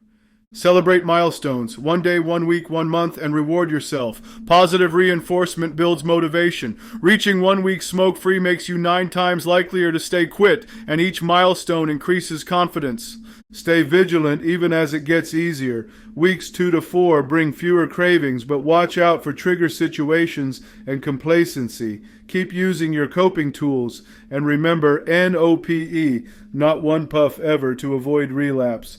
You're building a smoke-free life 1 day at a time, and each day's success makes the next one easier. Chapter 5. Coping with Cravings, Withdrawal, and Stress. Practical Strategies. No matter how well you prepare, there will be moments when the urge to smoke hits hard. Cravings and withdrawal symptoms are a natural part of quitting, especially in the early days. The key to success is not to avoid cravings altogether, impossible unfortunately, but to ride them out and reduce their power using practical coping strategies. In this chapter, we provide a toolbox of techniques to help you deal with cravings, manage withdrawal, discomfort, and handle stress or emotions without turning to cigarettes. Consider this your emergency kit for any time you feel shaky in your resolve. Understanding cravings, urges won't last forever. First, a bit of reassurance. Cravings are temporary. Most intense urges peak within 5 minutes and then start to fade whether or not you smoke. Think of them like ocean waves. They rise, but then they recede. Each craving you face and let pass without smoking makes the next one weaker. Over time, the waves get smaller and farther apart. Cravings also cannot hurt you. They might feel uncomfortable or even like an itch you need to scratch, but they are not dangerous. In fact, a craving is a sign that your body is healing. Nicotine receptors are empty and wanting nicotine. Reframe it positively. This craving means I'm getting better. It's the sound of your body craving something it doesn't truly need, like a toddler throwing a tantrum. You, as the calm adult self, can wait it out. Quick techniques to deal with a craving, the 5 Ds. We mentioned the 5 Ds earlier. These are classic quick responses when you feel an urge. Delay. Don't act on the urge right away. Commit to yourself. I will not smoke for at least 10 more minutes, then I'll reevaluate. In most cases, after that time passes, the urge is much weaker or gone. Often you'll find there's no need to reevaluate because the crisis is over. Distract. Shift your attention to something else. Cravings tend to dominate your thoughts if you let them. Instead, immediately do something, anything else. Some effective distractions. Do a puzzle on your phone, start a conversation, do a chore like wiping the kitchen counter or organizing a drawer, step outside for fresh air and notice things around you. How many types of trees or cars can you count? Or maybe blast a song and sing along. Keep a small distraction list handy of things you can do in 5 minutes. Drink water. Slowly drink a glass of water or juice or herbal tea. This occupies your mouth and hands, and physically the act of drinking and swallowing can diminish the oral craving. Staying hydrated also combats some withdrawal symptoms like headaches or dry mouth. Deep breathing. Use the power of breath. A simple method. Inhale deeply through your nose for a count of 4, hold for 4, exhale through your mouth for 6 to 8. Repeat this 5 to 10 times. Deep breathing helps in 2 ways. It relaxes your nervous system, reducing stress, and it gives you a sensation somewhat similar to smoking, slow, deliberate inhalations, but with clean air. In fact, the deep breathing you're doing is far healthier for calming you than a cigarette ever was. Discuss. Reach out and talk to someone. It could be a quick text or call to a friend. Having a craving right now, just need a distraction. How's your day going? Or hop on a support forum or chat. Even reading other stories can fortify you. If no one is available, try talking out loud to yourself, if in private. All right, I want a cigarette now, but I know this will pass. I'm going to go fold laundry, and by the time I'm done, I'll be fine. It might feel odd, but hearing it aloud can make your rational brain take charge. You might not need all 5 Ds every time. Even doing 1 or 2 can be enough. The goal is to ride that wave until it subsides. Coping with common withdrawal symptoms. Withdrawal symptoms vary from person to person, but here are some common ones and ways to manage them. Irritability, some frustration. You might have a shorter fuse during the first couple of weeks. Small things could annoy you more than usual. To manage this, forewarn people close to you that you might be irritable because you're quitting smoking, yet often they'll be understanding. When you feel anger rising, use timeout techniques. Step away from the situation if you can, take those deep breaths, or do a quick physical activity like jogging in place. Also, remind yourself that this is temporary. Your mood will normalize. Some find relief in writing down what's bugging them, then tearing up the paper, a symbolic release. Anxiety, restlessness. Nicotine withdrawal can cause anxiety or a sense of restlessness. Physical activity is one of the best outlets here. When you feel jittery, do something active. Walk, stretch, dance around, do a few push-ups. It burns off nervous energy and releases tension. Another trick, use a stress ball or hand gripper to channel that restless energy. Practicing relaxation exercises daily, like meditation or progressive muscle relaxation, can also reduce overall anxiety levels over time. Difficulty concentrating. It's common in the first week or 2 to feel foggy or have trouble focusing. Nicotine was a stimulant that your brain got used to. This will improve. Often by week 3, you feel clear-headed again or even better than before. Meanwhile, tackle important tasks when you feel your concentration is best, maybe mornings, and give yourself permission to take short breaks if your mind wanders. Break tasks into smaller chunks. Caffeine might help a bit, but be careful. Your body may metabolize caffeine differently after quitting. Many find they are more sensitive to caffeine once they stop smoking, so you could get jittery. Consider decaf or half-calf if coffee is making you too antsy. Insomnia or sleepiness. Some people can't sleep well. Others feel fatigued. For insomnia, adopt good sleep hygiene. Avoid screens an hour before bed. Keep a regular sleep schedule. Make your bedroom cool and dark. Maybe use a white noise machine or fan, a warm shower, or reading something calm, or even a boring book. Before bed can help. If racing thoughts keep you up, try journaling them out before lying down. For daytime drowsiness, short naps, 20 minutes, if possible, can refresh you. Also, light exercise or a brisk walk can boost your energy more than another cup of coffee would. Increased appetite, weight gain. Nicotine suppresses appetite slightly and can raise metabolism. When you quit, you might gain a few pounds due to metabolic adjustment or eating more as an oral substitute. To cope, keep lots of healthy, low-calorie snacks around, carrot sticks, celery, air-popped popcorn, fruit, yogurt, nuts, mind portion sizes, or sugar-free gum candy. Drink water before meals to help feel fuller. Also, start or maintain an exercise routine. It not only helps control weight, but also reduces cravings. Even walking 30 minutes most days makes a difference. Be patient with your body. Even if you gain a little, quitting smoking is the healthiest choice by far. You can lose weight later if needed. For now, focus on staying smoke-free and try to make generally healthy food choices. Coughing and throat irritation. It sounds ironic, but many new ex-smokers cough more at first. This is your lungs clearing out mucus and healing. It's a good thing, but not very comfortable. Stay hydrated to thin the mucus. Consider herbal teas with honey or throat lozenges to soothe irritation. Using a humidifier can help if you have a dry cough.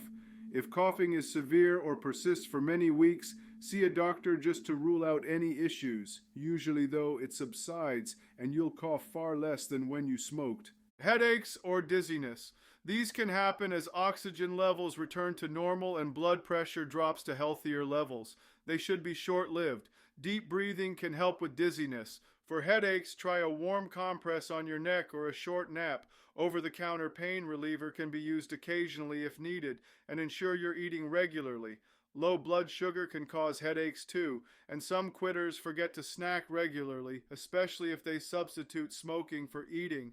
Cravings for other substances. Occasionally, people find they drink more coffee or alcohol or crave sweets more when they quit smoking, basically substituting one treat for another. Be mindful of this. It's okay to allow yourself some indulgences. Quitting is a big deal, and a bit of chocolate is better than a cigarette. But moderation is key, especially with alcohol, as it can trigger smoking. If you find yourself overdoing something else, take a step back and focus on moderation techniques, or find a healthier substitute, like fruit instead of candy, herbal tea instead of an extra coffee, etc. Keep in mind, withdrawal symptoms are strongest in the beginning and fade over a few weeks. If any symptom feels very severe or persists, consult a healthcare provider. Sometimes there are medical aids. For example, if depression or anxiety feel unmanageable, a doctor might provide short-term medication or therapy support during quitting. There's no shame in seeking help. Handling stress without smoking. Life will continue to have stress, whether it's work deadlines, family conflicts, or unexpected crises. Smokers often use cigarettes as a quick stress release button. Part of staying quit is developing a repertoire of healthy stress management skills. Here are some strategies. Problem solve when you can. If something stressful is within your control, focus on solving the problem. Make a to-do list, break the issue into steps, or talk it out with someone who can help. Taking action reduces the feeling of helplessness that often leads to wanting a smoke. Talk it out. As mentioned, discussing your feelings with a supportive friend or a counselor can greatly reduce stress. Sometimes just venting is enough to feel relief. If you don't have someone available at the moment, even writing an email to yourself or an unsent letter describing what's bothering you can be cathartic. Relaxation techniques. We covered deep breathing and meditation. Those are great for immediate calming. Also consider progressive muscle relaxation, tensing and releasing muscles group by group, or guided imagery. Close your eyes and imagine a peaceful place, or recall a happy memory in detail. These techniques can lower your heart rate and blood pressure, counteracting the stress response. Physical activity. It's worth repeating. Exercise is one of the best stress busters. When stressed, go for a quick walk or run. If you're at work, even stepping into the stairwell and walking up and down a couple flights can help. Exercise releases endorphins, which are natural mood lifters. Over time, regular exercise can make you more resilient to stress. Hobbies and creative outlets. Engage in activities that relax you. Maybe it's listening to music, drawing, cooking, playing a musical instrument, gardening, or any hobby that absorbs your mind pleasantly. These give you a break from worrying and can put you in a flow state where you temporarily forget about stress and certainly forget about smoking. Social support. Beyond just talking, simply being around people, especially non-smokers, in a fun or supportive context, relieves stress. Go out for a coffee with a friend, have a game night, or play with your children or pets. Laughter and social connection are natural stress antidotes. Treat yourself with kindness. Under stress, some ex-smokers berate themselves like, "I'm so angry I could smoke. Why am I so weak?" Turn that around. Be as kind to yourself as you would to a good friend going through stress. Tell yourself it's understandable to feel this way and commend yourself for handling it without cigarettes. Sometimes giving yourself a small break, like a 15-minute self-care break to do something you enjoy even if you're busy, can reduce stress and recharge you. Remember, smoking never actually solved the problems that cause stress. It may have given a brief relief, mostly by feeding the nicotine addiction, but the stress came back, often worse. By facing stress head-on and using these healthier techniques, you not only stay smoke-free, but often end up dealing with stress more effectively than before. Long-term strategies to maintain emotional resilience. Quitting smoking is a crash course in coping skills. The things you learn now can benefit your whole life. Consider integrating some practices into your regular routine for long-term emotional resilience. Regular exercise. We've said it enough, but making this a routine, 3 to 5 times a week of moderate exercise, can stabilize mood and reduce cigarette cravings for good. Mindfulness or yoga. These practices, if done consistently, change how you react to cravings and stress. Mindfulness especially teaches you to observe urges without acting on them, a skill directly applicable to smoking cessation. Journaling, keeping a journal of your smoke-free journey or just daily thoughts, can help you process emotions and track your progress. It's great to look back and see how far you've come. Positive self-talk. Continue to cultivate an encouraging inner voice. When you accomplish things, acknowledge it internally. Good job handling that meeting without getting too stressed. If you stumble, avoid harsh self-criticism. Instead, use constructive talk. Okay, that slip was a learning experience. I'm still proud of what I've achieved and I'll use this to be stronger. Gratitude. Many people find that writing down a few things they're grateful for each day or each week significantly boosts their overall mood and reduces the focus on cravings or negatives. It could be as simple as, "I'm grateful for the nice weather, my supportive friend, and the fact I can breathe easier now."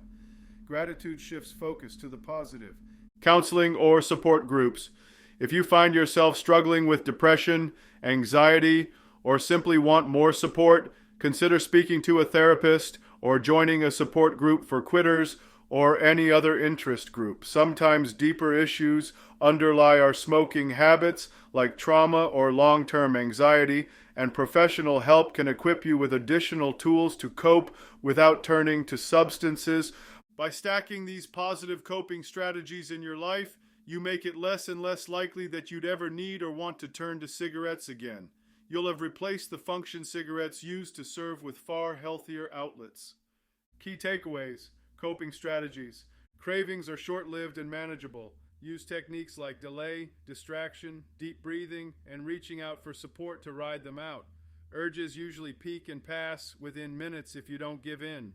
Manage withdrawal symptoms with healthy responses. Exercise for stress and restlessness, healthy snacks for cravings and appetite, relaxation techniques for irritability and anxiety, and proper sleep hygiene for insomnia. Remember that withdrawal feelings are temporary signs of healing, and they improve within weeks. Develop new stress coping tools to replace smoking. This includes practical strategies, talking to someone, solving problems directly, and ongoing habits, regular exercise, hobbies, mindfulness that build emotional resilience. By handling stress through healthy means, you remove a major trigger for relapse and improve your overall well-being. Chapter 6, Changing Your Habits. Building a smoke-free lifestyle. Quitting smoking isn't just about stopping a behavior, it's about replacing a lifestyle. Smoking often infiltrates many parts of daily life, from how you relax to who you hang out with. To maintain a smoke-free life, it's crucial to actively reshape your habits and routines. The wonderful opportunity hidden in quitting is that you can create a healthier, more fulfilling lifestyle in the void that smoking leaves behind. This chapter focuses on behavior change, how to break old patterns tied to smoking and establish new positive habits that support your smoke-free identity. Breaking the association, out with the old routines. As a smoker, you likely had a lot of routines around cigarettes. Wake up, coffee and cigarette. Drive to work, cigarette in the car. Work break at 10 a.m. Smoke outside with colleagues. After meals, cigarette. When on the phone, cigarette. During stress, step out and smoke. Evening relaxation on the porch with a cigarette. Quitting smoking means these little rituals are gone, which can feel odd or empty. That's why, especially in the early weeks, it's important to break the associations of certain activities or times of day with smoking. Alter your schedule. If possible, slightly adjust your routine to avoid dead air where a cigarette used to fit. For example, if you used to spend 15 minutes after lunch smoking, now use those 15 minutes to walk, read a few pages of a book, or call a friend.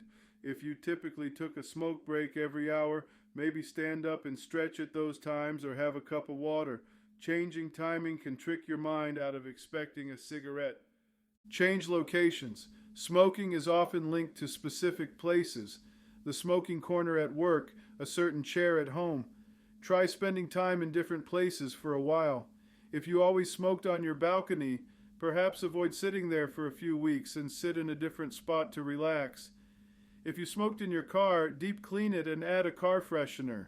Make it a new space. Consider a temporary moratorium on going to places that strongly trigger you, like a bar or a friend's backyard where you always smoked, until you feel more solid. Eventually you can return without the smoking, but the break helps dissociate those places from the act. Dismantle smoking cues. We touched on cleaning out ashtrays, lighters, etc. If you haven't done so, do it now. Also think about subtler cues, the smell of smoke in jackets or the sight of cigarette packs in stores. For smell, you've cleaned and likely noticed how nice things smell now. For buying cues, when you're at a store counter, deliberately focus your eyes elsewhere if you see tobacco products on display. Some ex-smokers even change their route to avoid passing their usual smoke shop or gas station for a while. Out of sight, out of mind. Keep hands and mouth busy. One reason habits are hard to break is the physical component. Smoking occupied your hands and mouth frequently. Find substitutes that you enjoy. For the mouth, sugar-free gum, mints, toothpicks, or coffee stirrers to chew on, crunchy veggie sticks, etc. For the hands, doodle with a pen, squeeze a stress ball, fidget with a small object. There are even fidget toys or adult coloring books that can keep hands busy. Also, hobbies that use your hands are great. Knitting, woodworking, painting, doing puzzles, playing an instrument, video games, etc. Idle hands can be a trigger, so keep them happily occupied. Use reminders of your goal. As you break old habits, it helps to have visual reminders of the new habit, not smoking, and why you're doing it. Put up your list of reasons to quit where you'd usually crave a cigarette on the fridge at your desk. Maybe set a periodic alarm on your phone with a motivational message or affirmation. Some people wear a special bracelet or ring that reminds them I am smoke-free whenever they see it. These cues reinforce the new behavior you want. Practice saying no. Sometimes changing habits means dealing with social offers to smoke. You might have friends or coworkers who still say, "Coming for a smoke?" Practice a polite and firm response, "No thanks, I don't smoke anymore." Or if they press, add a positive, "I quit a few weeks ago and I'm feeling great." It might feel awkward at first, but the more you say it, the more you strengthen your resolve internally, and others will eventually stop asking. If certain people are unsupportive or keep offering, it's okay to distance yourself a bit until you're confident, or tell them clearly that part of supporting you means not offering you cigarettes. Breaking old habits can be challenging, but it's also refreshing. You get to reinvent parts of your routine to be healthier and more in line with the life you want. Creating new healthy habits and hobbies. One of the best ways to ensure you don't fall back into smoking is to fill your life with new healthy activities that are incompatible with smoking. Here are some areas to explore. Physical exercise. Even if you've never been athletic, quitting smoking often inspires people to start some form of exercise because they quickly feel the capacity for it. It could be as simple as a daily walk, maybe start a habit of an evening walk after dinner, which replaces the old after-dinner smoke. Or take up a new fitness activity. Join a gym, try cycling, swimming, or a class like dance or yoga. Exercise improves mood, helps manage weight, and gives you many goals to strive for, like being able to jog a mile, etc. Many ex-smokers marvel at how much easier physical activity becomes after quitting. It's a tangible reward. Mindfulness or meditation. This might be a great time to cultivate a daily meditation practice, or at least a few moments of mindfulness. Instead of cigarette breaks, think of these as mindfulness breaks. Sit quietly, focus on breathing, or simply observe your surroundings. This reduces stress and helps rewire your brain to find calm without nicotine. There are many apps and online resources to teach simple meditation. Even 5 minutes a day can make a difference. Hobbies and interests. Think of something you've always been interested in but maybe never pursued because smoking took time or energy, or you just procrastinated. Now's the time. Perhaps you want to learn guitar, do gardening, cook new recipes, take up photography, or join a local club like a hiking group or book club. Engaging in a new hobby does two big things. It occupies time that might otherwise be idle and thus tempting to smoke, and it often gives a sense of satisfaction and stress relief. It's hard to smoke when your hands are strumming a guitar or covered in gardening soil, or when you're immersed in writing poetry or assembling a model. Keep your mouth happy healthily. Many smokers miss the oral gratification of cigarettes. In addition to gum or snacks, consider healthier oral habits. Drinking more water, carry a water bottle. Enjoying herbal teas, there are many flavors. Experiment with peppermint, chamomile, fruity blends, etc., or even starting a routine like having a smoothie each afternoon. Some find that brushing teeth more often helps. A fresh mouth can deter smoking, and it's a healthy habit. You could also chew on natural things like licorice root sticks, sold as a quit smoking aid in some health stores, or sunflower seeds if you don't mind the salt. Clean and redecorate. This might sound mundane, but many ex-smokers enjoy transforming their space as part of turning a new page. You've cleaned the smoke smell, maybe now rearrange furniture, add a new plant, a symbol of growing fresh life, or paint a room. Making your home environment bright and pleasant can lift your mood and also symbolize the new you. Plus, doing house projects is time-consuming in a good way. Time you won't be smoking. Healthy diet. Consider improving your diet as a parallel positive change. Quitting smoking already reduces your risk of many diseases. Eating healthfully compounds those benefits. Plus, focusing on nutrition can mitigate weight gain and make you feel even better. Try incorporating more fruits and veggies. Challenge yourself to eat the rainbow of produce, lean proteins, whole grains, etc. Some people say certain foods make cigarettes taste bad, for example, milk or oranges. So bonus, if you eat those, you might diminish any cigarette thoughts. Also, cooking new recipes can be a hobby itself. Replace smoking rituals with new rituals. Smokers often have rituals, like the first cigarette of the day, the post-work unwinding smoke, etc. Replace those with equally satisfying new rituals. For instance, morning ritual. Instead of a smoke, do a brief stretching routine or step outside for a few deep breaths of fresh air, or write a quick journal entry about what you're looking forward to. After work ritual. Maybe change clothes and go for a quick jog or play with your pet or children. Something that marks the transition from work to personal time. Night ritual. Enjoy a caffeine-free tea, perhaps a blend that promotes relaxation, and reflect on your day or read a book for a few minutes. These new rituals give structure and comfort just like smoking did, but in a far healthier way. Stay away from boredom. Boredom was often an excuse to smoke. Now you know to keep a list of things to do if you ever feel bored. It could be tasks, clean out the closet, or fun stuff. Watch a documentary, call a friend. If you find yourself with nothing to do and feeling that itch, refer to your list. Even taking a short nap can be a better choice than entertaining a craving out of sheer boredom. Strengthening social and environmental support for your new lifestyle. Changing habits isn't done in isolation. Your environment and the people around you play a role too. Communicate your needs. Tell friends and family what helps you and what doesn't. For example, it helps me when you acknowledge how long I've been quit. Or I'd prefer if we sit inside the restaurant instead of the patio where people smoke. Most people will gladly accommodate if they know specifically what you need. Don't assume they know, express it. Smoke-free home and car. By now you likely have enforced that your living space and vehicle are 100% smoke-free zones. Don't let anyone smoke in them. If you have a roommate or family member who smokes, negotiate that they do it outside or away from you. It's crucial that your personal spaces feel safe and free of temptation. A smoke-free home also means you're never stuck inside with a craving trigger. Positive influence circle. Spend more time with people who support your healthy lifestyle or who also live healthily. It's easier to go for a hike or bike ride when you have friends who do that too. If some of your social circle revolves around smoking, like coworkers who mainly bond on smoke breaks, find additional circles. Maybe join a class or group where smoking isn't even a thing, like a sports league, volunteer group, etc. Over time, your identity shifts to align with those non-smoking peer groups.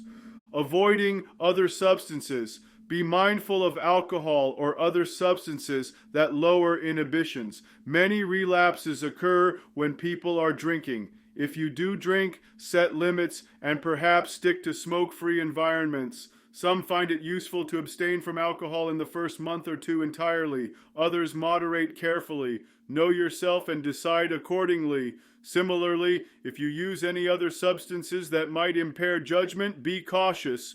Your priority is to protect your quit. Plan for unusual situations. Life events like holidays, travel, or parties can disrupt routines. Plan ahead for those.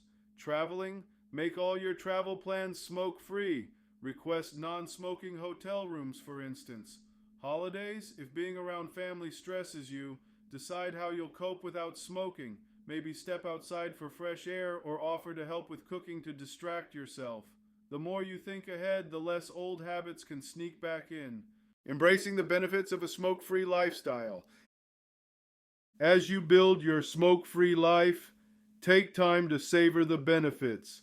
Every now and then, pause and notice. You can take a deep breath and it feels clean and full. You don't have to check for your pack of cigarettes or lighter anymore. What a relief not to worry about that. You can sit through a long movie or flight without the anxiety of needing a smoke. Your daily routine might include a morning jog or a relaxed tea instead of a cough-filled smoke. That's a gift you gave yourself. Relationships may improve. Maybe your partner or kids are delighted you quit and you feel closer to them. Or you have more quality time now that you're not stepping away to smoke. You have more money and can allocate it to enjoyable things or savings. Perhaps your smoke-free jar is filling up and you can treat yourself to something big soon. Your home and clothes smell fresher, reflecting the cleaner life you're living. Perhaps you've inspired someone else to consider quitting just by being an example. These are all signs of a successful habit change. You didn't just remove something negative, you replaced it with many positives. Be proud of the new habits you're forming. They are the armor that will defend you against relapse. The stronger and more ingrained your healthy lifestyle becomes, the less room there is for cigarettes to ever creep back in. And beyond quitting smoking, these lifestyle changes improve your overall happiness and longevity. Key takeaways. Lifestyle change. To maintain a smoke-free life, break old routines associated with smoking by changing your schedule, environment, and cues. Avoid or alter trigger situations. For example, instead of a cigarette with coffee, switch locations or have a different beverage. Remove smoking reminders and practice saying, "I don't smoke." Fill the void with healthy habits. Start new activities and hobbies that are incompatible with smoking. Exercise regularly. Pursue interests. Keep your hands and mouth busy with positive alternatives. Gum, stress ball, crafts, etc. Establish new daily rituals, like a morning walk or herbal tea at night, to replace the rituals of smoking. Shape a supportive environment by making your home car smoke-free and involving friends, family in your goals. Spend time with people and in places that reinforce your smoke-free lifestyle. Embrace the freedoms and benefits of not smoking, more time, money, better health, and use them as motivation to continue living a healthier, happier life without cigarettes. Chapter 7. The Power of Support. You don't have to do this alone. Quitting smoking might be a personal journey, but it doesn't have to be a lonely one. In fact, getting support from others can significantly boost your chances of success. Whether it's leaning on friends and family, joining a support group, or seeking professional help, Social support provides encouragement, accountability, and understanding that make the process easier. In this chapter, we explore how to build a network of support and how to use it effectively as you walk the path of being smoke-free. Enlisting friends and family at your immediate social circle can be a great asset if you bring them on board. Tell your story. Let the important people in your life know that you've quit smoking or are about to quit, and share what it means to you. Explain why you're doing it, perhaps for your health, for them, for personal pride. Sometimes when loved ones hear your motivations directly, they become invested in your success too. They might check in on you, celebrate milestones with you, and understand changes in your behavior, like if you're irritable or avoiding certain events. Ask for specific help. People often want to help but may not know how. Guide them. For instance, if you see me looking stressed, invite me to go for a quick walk with you. It would help distract me. Or, when I hit 1 month smoke-free, could we celebrate together? It'd mean a lot to me.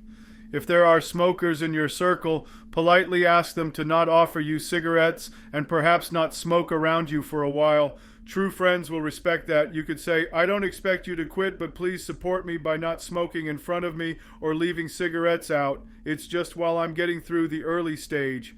Identify a go-to support buddy. Choose at least one person you can call anytime you're in a tough spot. It could be a best friend, sibling, or spouse. Let them know. I might need to call you when I have a craving just to talk for a few minutes. Arrange a code word or something if you want. Mind if we take a 5-minute break together? Knowing someone is ready to talk you off a ledge can be very reassuring. Positive reinforcement. Encourage your friends, family to highlight your progress. It helps me when you notice that I haven't smoked in X days. When they do praise you, I'm proud of you, you're looking healthier, etc. Soak it in. It's well-deserved and reinforces your identity as a non-smoker.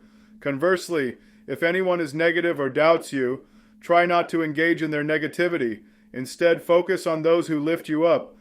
Involve them in activities. If you used to socialize with someone by smoking, replace that with new shared activities. For example, if you always chatted with a friend over a smoke, suggest going for coffee or a smoothie instead, or taking up a fun class together. If you and your spouse used to step outside together to smoke after dinner, maybe replace it with a short walk together or doing dishes as a team while talking. Find smoke-free ways to bond so neither of you feels something is missing. Support groups and quit programs and connecting with others who are also quitting or have quit can be incredibly powerful. Local or online support groups. Many communities have smoking cessation support groups or classes, sometimes offered through hospitals, community centers, or organizations like the Lung Association.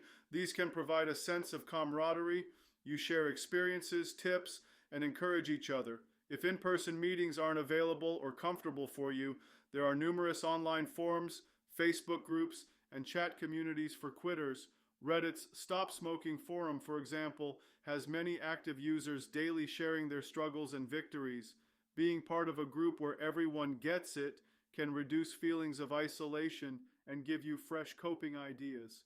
Plus, when you help someone else with advice or cheer them on, it strengthens your own resolve. Nothing like giving advice to remind you to follow it.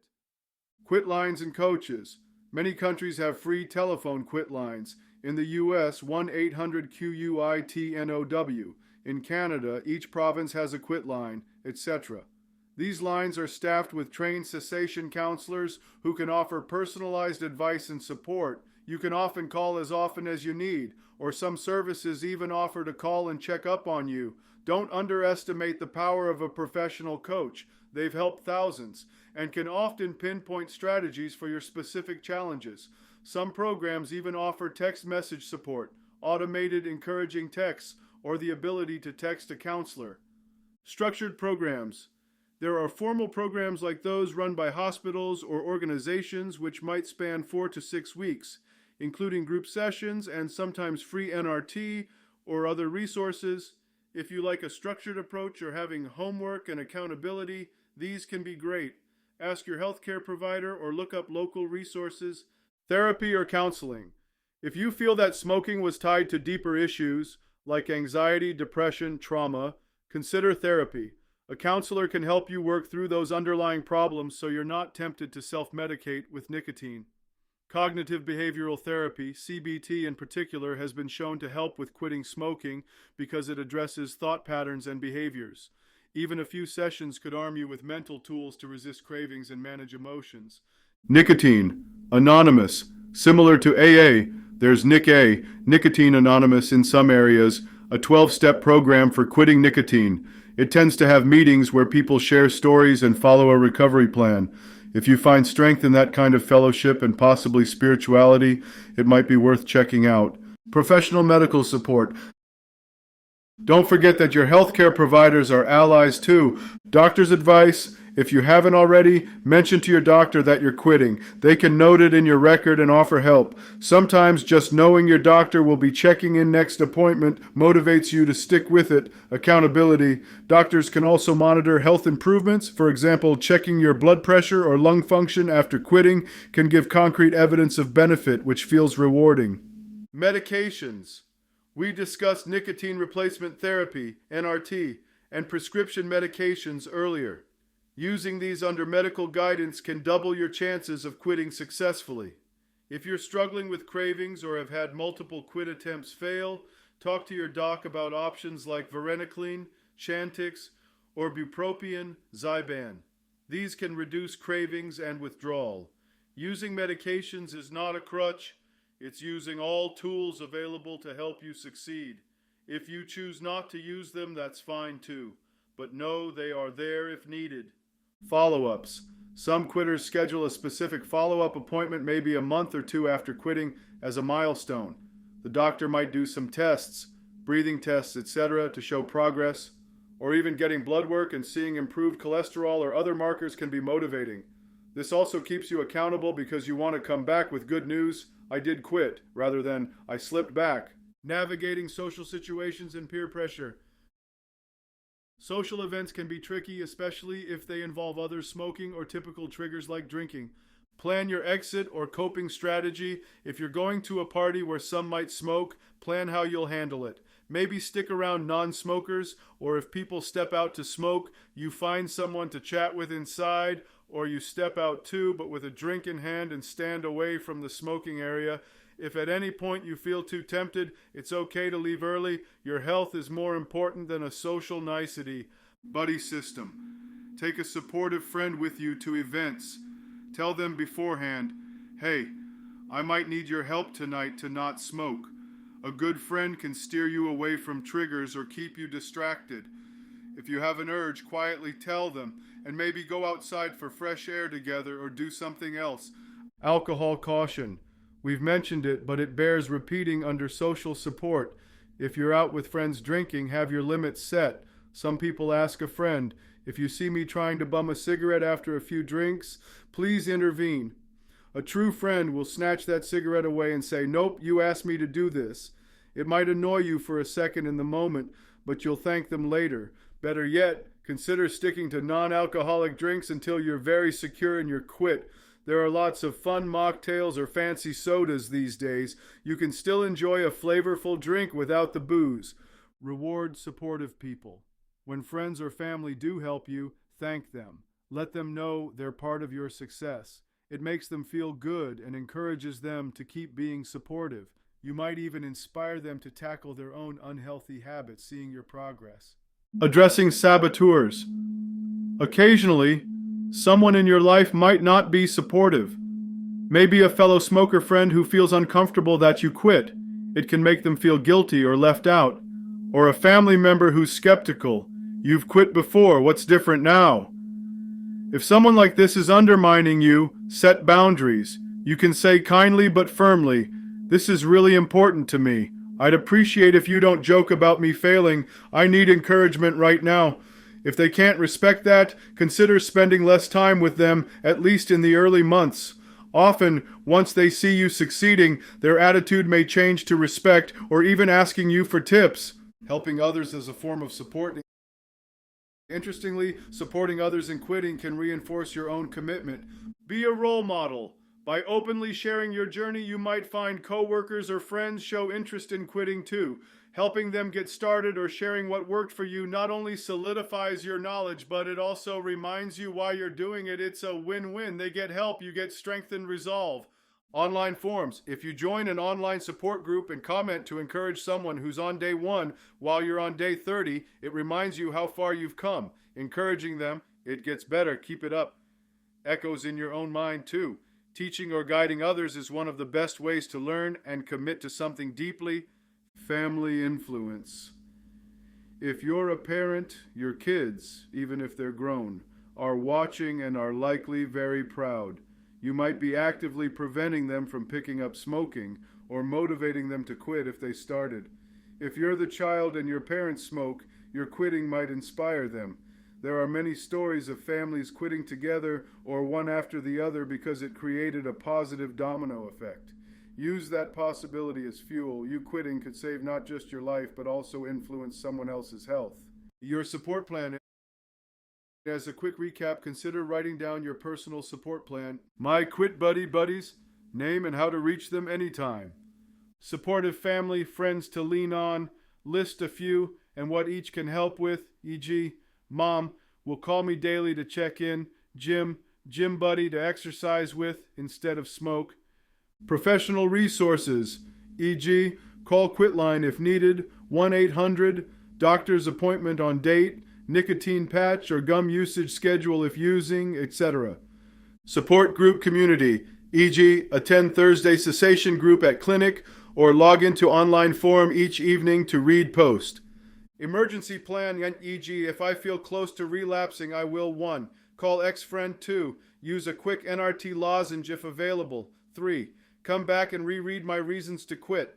4. If slip happened, remove cigarette and recommit immediately. Having this written can be a safety net. By actively cultivating a strong support system, you make the journey less daunting and more successful. Humans are social creatures. We thrive with encouragement and empathy. There's no need to white-knuckle quitting all by yourself. Reach out and you'll often find people more than willing to help you in any way they can. And every time you accept support or give it, it reinforces that you are truly not alone in this journey. Key takeaways. Support. Don't hesitate to ask friends and family for help. Tell them your quit plan and specifically how they can support you, from giving encouragement to avoiding smoking around you. Having a go-to support buddy to call when cravings hit can make a big difference. Join support groups or use quit programs. Sharing your experiences with others trying to quit in person or online provides motivation, tips, and a sense of camaraderie. Professional resources like Quitlines, counselors, or cessation classes can double your chances of success with guidance and accountability. Stay accountable and motivated by involving others. Celebrate milestones with loved ones, inspire others by your example, and don't be afraid to lean on medical support or use medication aids if needed. Quitting is a team effort. Utilize the power of social support to strengthen your resolve and make the journey easier. Chapter 8. Milestones and Motivation. Celebrating success and staying positive. Every step forward in your quitting journey is an achievement worth recognizing. Setting milestone goals and rewarding yourself for reaching them isn't just fun. It's scientifically proven to reinforce good behavior. Alongside that, keeping a positive mindset with affirmations and reflections will fuel your motivation during challenging times. In this chapter, we focus on celebrating your progress, practicing gratitude and positive thinking, and using milestones as springboards for continued success. The Habib Way encourages you to treat yourself kindly and acknowledge how far you've come because confidence and self-belief are powerful tools against relapse. Setting milestone goals and rewards. When you first quit, getting through each day is a goal. As you accumulate smoke-free time, you'll want to mark the bigger milestones. 24 hours, your first day. Reward idea. A special treat like a fancy dessert or a relaxing bath. You've earned it after battling that first intense stretch. 3 days, 72 hours. Many consider this the peak of physical withdrawal. Reward idea, maybe a new book, movie rental, or a fun activity like a game night with friends. 1 week, a huge milestone as discussed. 1 week quit yields 9x higher success odds. Reward idea, go out for a nice dinner or buy yourself something in the range of what you've saved in cigarette money that week, often $50 plus. You could also give yourself a certificate or trophy, even as a joke. Some people actually print a 1-week smoke-free champion certificate for themselves. 2 weeks, you're solidly past the acute phase. Reward idea, perhaps something for self-care like a massage, a new pair of shoes, or something for a hobby you've taken up, e.g. new tennis racket if you started playing tennis. 1 month, major achievement, reward idea. This could be bigger, maybe a weekend trip, an expensive item you wanted, or throwing a small party with friends to celebrate. Also take time to reflect on health changes. Maybe do something symbolic like a long hike to celebrate improved lung capacity. 3 months, quarter year. By now, your risk of heart attack has dropped and you've firmly changed many habits. Reward idea. Could be a staycation, upgrading a gadget, or participating in an event, like a 5K run or something that shows off your health gains. 6 months, half a year. Reward idea. Plan something memorable like a short vacation or buy a high-ticket item you've been saving for. You might literally fund it with 6 months of saved cigarette money. Also consider this a time to give back or share. Maybe you volunteer or help someone else quit as part of celebrating how far you've come. 1 year, this is huge. Many programs give a medal or certificate for 1 year smoke-free because by now the relapse chances plummet compared to the early days. Reward idea, whatever your heart desires, within reason. You could throw a big celebration, do an adventure, skydive, go scuba diving, something on your bucket list, or even invest the money you saved into something long-lasting, like put it toward a car, home improvement, or a special fund. It's also a great time to visit your doctor for a checkup and proudly tell them you haven't smoked for a year. They'll likely congratulate you, and you can see health improvements, maybe even get lung function tests that show clear improvement. Beyond, even after a year, set future milestones like 2 years, 5 years, etc., with appropriate rewards like a big vacation at 5 years, since you'd have saved tens of thousands of dollars by then if you were a pack-a-day smoker. Important. Rewards don't have to be monetary or extravagant. The key is that you take a moment to acknowledge, I achieved something significant.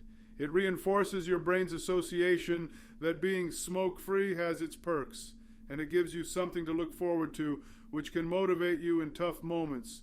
For example, if you're struggling at day 4, thinking, just 3 more days till I hit a week and get my reward, can push you onward. Reflection exercises, learning and growing from your journey. Reflection is a powerful tool for personal growth. Quitting smoking is more than just breaking a habit. It often teaches you resilience, patience, and self-discovery.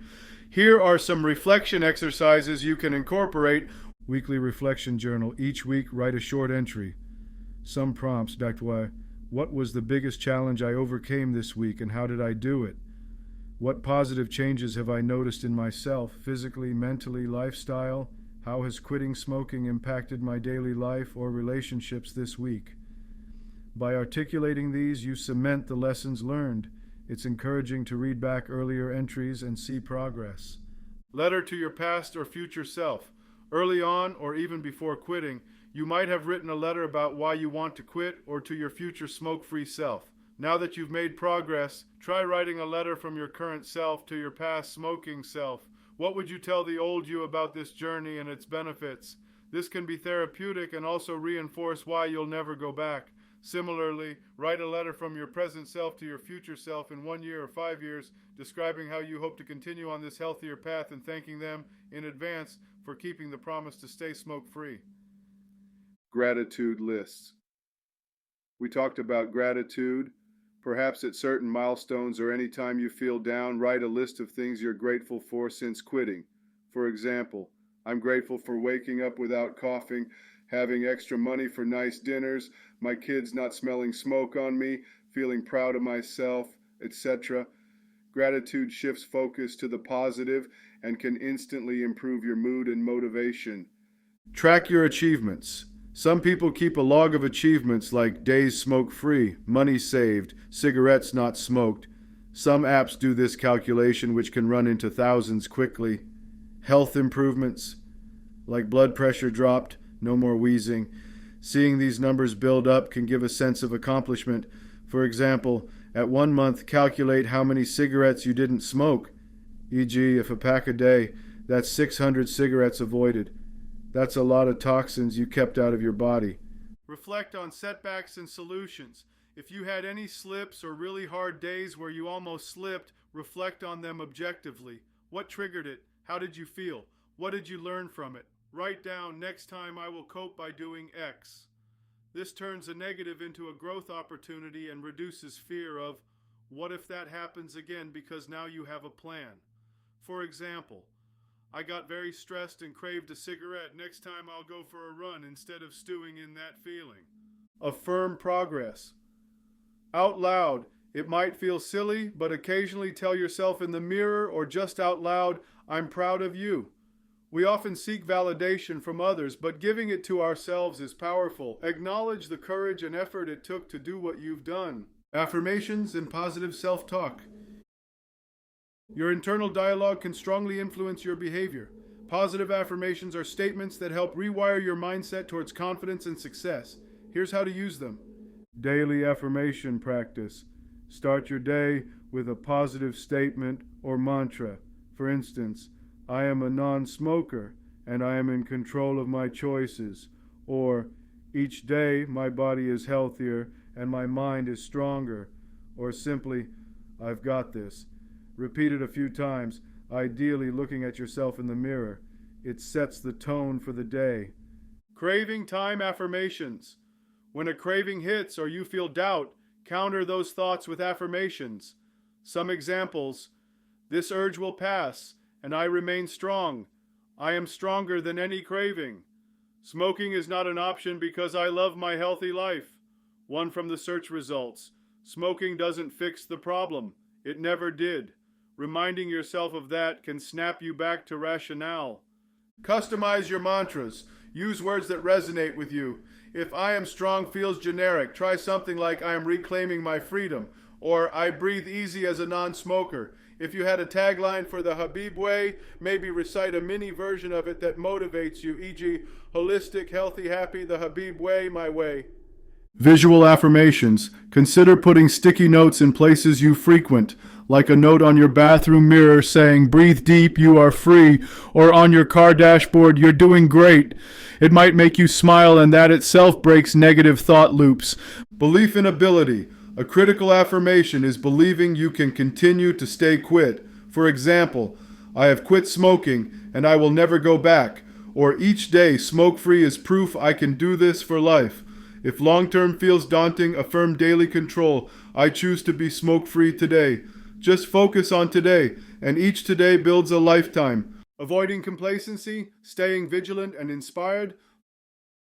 Milestones are wonderful, but one pitfall to watch for is complacency after achieving them. To prevent this, keep setting new goals. After one milestone, set your sights on the next. Always have a goal on the horizon. It could be time-based, next month, etc., or challenge-based, like I'll run a 5K after 3 months of training as a non-smoker. Having forward momentum keeps you from resting on laurels too much. Remind yourself of why not even one puff. People can get lulled into a sense of, I've beaten this. I could probably have one and not go back. Affirm strongly that you choose never to have that one puff because the risk is too high. Some maintain motivation by reading about the dangers of just one cigarette in relapse. There are many stories on forums of people who had one and regretted how it pulled them back in. This isn't to scare you, but to remind you to respect the addiction's power even when you feel in control. Stay educated and inspired. Continue to learn about benefits of quitting and perhaps read success stories of others. When you see how quitting changed someone's life 5 or 10 years down the line, it re-inspires you to stick with it. Alternatively, reading about the harms of smoking that you've escaped can reinforce that you made the right choice. Knowledge is fuel for motivation. Switch things up. If at any point you feel like you're in a rut, boredom can be a risk factor for relapse. Change something in your routine or set a new personal challenge. Maybe take a class or plan a project, like training for a half marathon or learning a language. Growth in other areas of life often parallels growth in maintaining your healthy habits. Acknowledge. Occasional cravings are normal. Even years later, a random craving can hit, often tied to nostalgia or triggered by a specific scent or memory. Don't interpret that as failure or that you must still secretly want to smoke. It's just an old brain circuit lighting up briefly. Use the same techniques and it will vanish. Knowing this can happen helps you not be blindsided or discouraged by it. Many long-term ex-smokers say the cravings become extremely rare and fleeting, but they treat them with the same dismissive attitude, not going there, and move on. Using visualization for motivation. Visualization is a technique where you mentally picture yourself achieving something to help make it reality. Visualize milestones. Before you reach a milestone, imagine it vividly, how you'll feel, what you might do to celebrate. For instance, picture yourself proudly telling friends, "It's been 6 months," and imagine their congratulations. Visualize blowing out candles on a 1-year smoke-free cake. This can create a positive expectancy that pulls you toward those goals. Visualize challenges overcome. If you have a concern like an upcoming trip or stressful event, visualize yourself going through it smoke-free successfully. See yourself at that wedding, laughing and dancing without needing a cigarette, or handling that work crunch by taking mindful breaks instead of smoke breaks. Imagining it makes it feel more attainable. Visualize the benefits. We did some of this in the benefits chapter. Keep imagining your lungs pink and healthy, your heart strong, your wallet growing, your family happy around you as you live a longer life. These mental pictures connect the logical reasons to an emotional drive. In summary, milestones and motivation practices keep your quit journey energized and focused. By rewarding yourself, reflecting on your progress, and maintaining a positive, proactive mindset, you transform the hard work of quitting into an ongoing celebration of your new life. This optimistic outlook, combined with vigilance, ensures that you not only quit smoking, but also enjoy the process of becoming and staying a non-smoker. Key takeaways: milestones and motivation. Celebrate milestones in your quit journey. Set reward goals for 1 week, 1 month, 3 months, etc. Achieving and rewarding these goals boosts confidence and reinforces your smoke-free behavior. Even small rewards or acknowledgments, like writing a certificate or treating yourself, can have a big motivational impact. Practice regular reflection and positive thinking. Keep a journal of your progress. Write letters to your future self and use daily affirmations. I am strong and smoke-free to maintain an empowering mindset. Reflecting on how far you've come and what you're grateful for because you quit builds emotional resilience and keeps you focused on the benefits. Stay motivated long-term by avoiding complacency.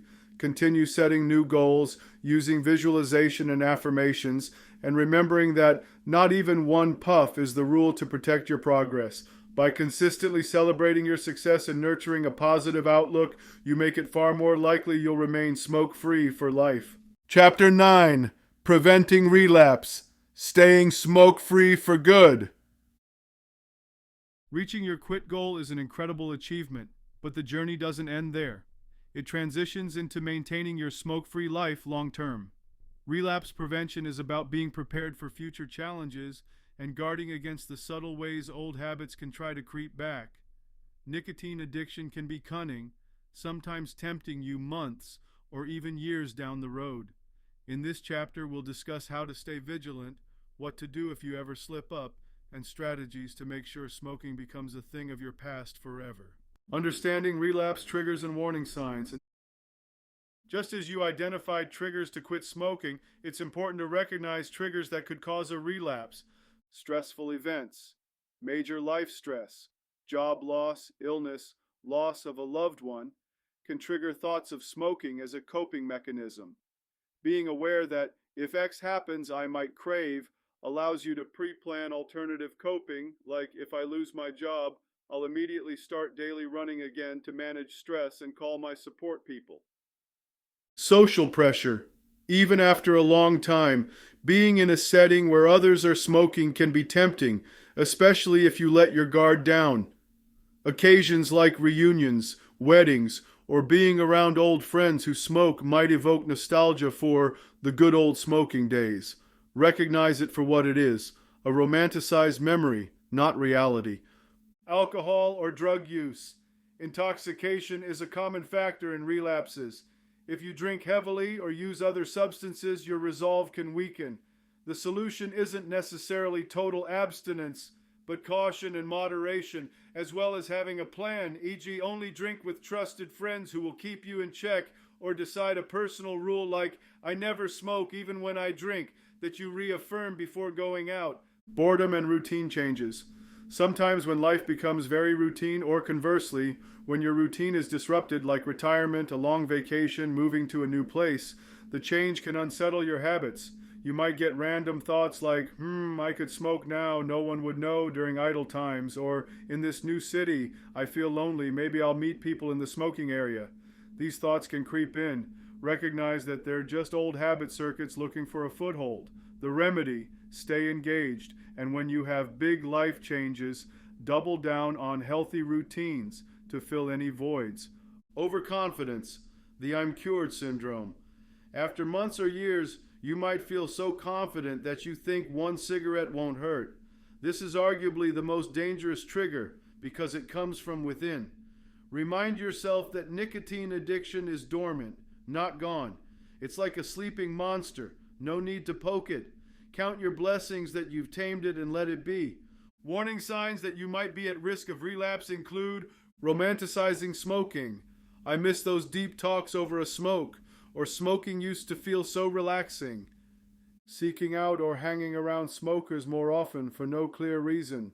Neglecting the healthy habits that kept you on track, like you stopped exercising and now have more idle time, or you withdrew from support networks. Noticing more frequent cravings out of the blue could mean some part of you is considering it. Thinking, maybe I wasn't that addicted, or maybe I could control it if I just smoke socially. These rationalizations are red flags. When you notice these, it's time to reinforce your commitment and maybe refresh some strategies, reread your quit journal, reconnect with a support group, etc. Creating a relapse prevention plan. Earlier we touched on having an emergency plan. Here's how to create a thorough relapse prevention plan.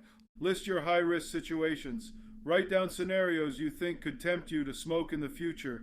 Stress, parties, being offered a cigarette, etc. For each, write a coping strategy. Example, high risk, camping trip with friends who smoke around the fire. Strategy, bring my own snacks and drinks to keep me busy. Sit upwind, maybe use a nicotine lozenge if needed. Remind friends I don't smoke. Or, high risk, feeling depressed. Strategy, call my therapist or friend, go for a walk, practice meditation. What to do? If a slip happens, mentally rehearse the possibility of a lapse so that if it happens, you respond proactively. Write this down. If I smoke a cigarette, I will. 1. Not see it as a failure, but a one-time slip. 2. Immediately dispose of any remaining tobacco. 3. Leave the situation that triggered it if possible. 4. Resume my non-smoking routine, like put on a patch or chew gum if cravings spike. 5. Reach out to support person or coach to discuss what happened. 6. Learn from it by identifying why it happened and adjust my plan. 7. Go back to celebrating smoke-free days, counting from 0 if I must, without shame. Having this written can prevent a full downward spiral. Slips can be salvaged if addressed quickly. Revisit your reasons. Keep your list of reasons to stay quit updated and accessible. Over time, you might add new reasons, like, my breathing is so much better, I don't want to lose that, or my kids are proud of me. When tempted, reading this list can snap you back to reality. Accountability system. Set up something that keeps you accountable long term. It could be as simple as scheduling a reminder in your calendar every smoke-free anniversary to reflect and maybe post on social media about being smoke-free. Public commitments can reinforce behavior. Or keep seeing your doctor periodically who will congratulate you. You wouldn't want to disappoint by backsliding. Some people find an app that tracks days and shows a continuous record helps. You won't want to reset that counter after seeing 300 days of success. Continued learning. Commit to occasionally reading about smoking cessation health to keep it fresh. Subscribe to a quit smoking newsletter or follow a social media page that posts motivational content for ex-smokers. These little boosters can maintain your focus. Renew your commitment daily. In recovery programs, people often say, "Just for today, I will not smoke." Continue with that mentality. Every morning, consciously or subconsciously, recommit to being smoke-free that day. It becomes second nature, handling a relapse if it occurs. Let's talk worst case scenario. Suppose you do relapse, meaning you go back to regular smoking for a time. First, know that many people try multiple times before quitting for good. A relapse doesn't mean you've failed permanently. It means you're human and need to adjust your approach. Drop guilt and shame. It's easy to beat yourself up. I blew it, I'm so weak. But that only drains your energy and confidence. Instead, use a compassionate but firm approach. I slipped, but I can recover from this. I did it before, I can do it again, and even better with what I've learned. Forgive yourself and focus on the next action. Analyze the relapse. When and why did it happen? Did you slowly drift, or was there a specific event? Did you stop using your strategies? Perhaps stress piled up and you didn't have an outlet. Maybe you got overconfident and tried just one. Understanding the cause is crucial so you can put up better defenses. Write it out or talk it through with someone. It might reveal, for example, I started skipping meals and got cranky, then bummed a smoke from a colleague. Next time I'll ensure I eat properly and not hang out in the smoke area. Detox and reset. The quicker you quit again, the better. Set a new quit date, immediately or very soon. Use what helped last time and add new supports. Perhaps you'll decide to try nicotine patches this time or attend a support group since you know willpower alone wasn't enough in that scenario. Stay positive. Many ex-smokers relapsed a few times before achieving permanent abstinence. It doesn't matter if it's your first attempt or 10th. What matters is that you keep trying. Each attempt, if you learn from it, brings you closer to lasting success. Remind yourself of any period you were quit. If I did 3 months before, I can do it again and go further. No all or nothing. Thinking, avoid the trap of, well, I had one, might as well go buy a pack. One slip doesn't have to lead to a full relapse. That's a choice. If you caught yourself and stopped, celebrate that you minimized the damage. If it did escalate to a full relapse, choose a new start point as soon as possible. Don't delay quitting because, oh, next month is easier. That's the addiction bargaining. The best time to quit is now. Reach out. Use your network. Sometimes people hide after a relapse out of embarrassment. Don't. Talk to your supportive friends, family, or counselors. They want to help you succeed and won't judge. They know it's hard. If you had a support group or online community, post about what happened and seek encouragement. Often, others will rally around you. I've been there, you can do it. Double down on skills. A relapse might signal you need stronger coping skills or more structure. Consider it feedback. Maybe join a formal program if you haven't, or extend your use of NRT longer, or avoid alcohol entirely for a while. It might even be worth a therapy session to work on stress or other triggers. Think of it as strengthening the weak links in your plan. Adopting the non-smoker for life mindset. Ultimately, preventing relapse is about fully embracing your new identity. You are a non-smoker, not trying to quit, or ex-smoker who might relapse, but a true non-smoker as much as someone who never smoked. When offered a cigarette, a non-smoker doesn't deliberate. They simply say, "No, I don't smoke." That's who you are now. The more you internalize that, the more alien the idea of smoking will become. Some tips to solidify that mindset. Speak in definites. Use language like "I don't smoke" rather than "I'm trying to quit" or "I haven't smoked in X months." The latter implies it's still an option. The former closes the door. Similarly, think "I won't smoke" instead of "I hope I won't." Visualize your smoke-free future. Often, See yourself at ages 50, 60, 70, active and healthy because you stayed quit. That future self will be so grateful to current you. Imagine explaining to your grandkids that you once smoked but quit and how it was one of the best decisions of your life. This keeps the long-term perspective strong. Invest in your health. Continue to leverage your non-smoking status to do things smokers often can't. Maybe you run a marathon in a year, or you travel on long flights easily, or you start a business with the extra money and time. The more you build a rich life that wouldn't mix well with smoking, the less likely you'll ever want a cigarette. In other words, fill your life so full of good things that there's just no room for smoking to return. Stay humble. Recognize that anyone can relapse even years later if they lose focus. It's not about paranoia, it's about respecting the addiction. Many long-term ex-smokers say they keep an empty cigarette pack or a picture of cigarettes in their quit journal with a big red X through it, a reminder of what they escaped and don't want to go back to, or they celebrate each quit anniversary to never forget how important this is. Do whatever keeps the fire of commitment burning. Help others quit. We mentioned it before. Being a support for others not only is fulfilling, but it locks in your own resolve. If a friend wants to quit, share your story. If your community has events like World No Tobacco Day or opportunities to mentor younger folks about not smoking, participate. You become an advocate, which reinforces your identity as a non-smoker and the value you see in a smoke-free life. In conclusion, think of quitting not as a one-time event, but as a lifelong journey of maintaining freedom. You've worked hard to break free. By being prepared and staying aware, you can ensure you never lose that freedom. If the road ever gets bumpy, you have the tools and knowledge to navigate back on track.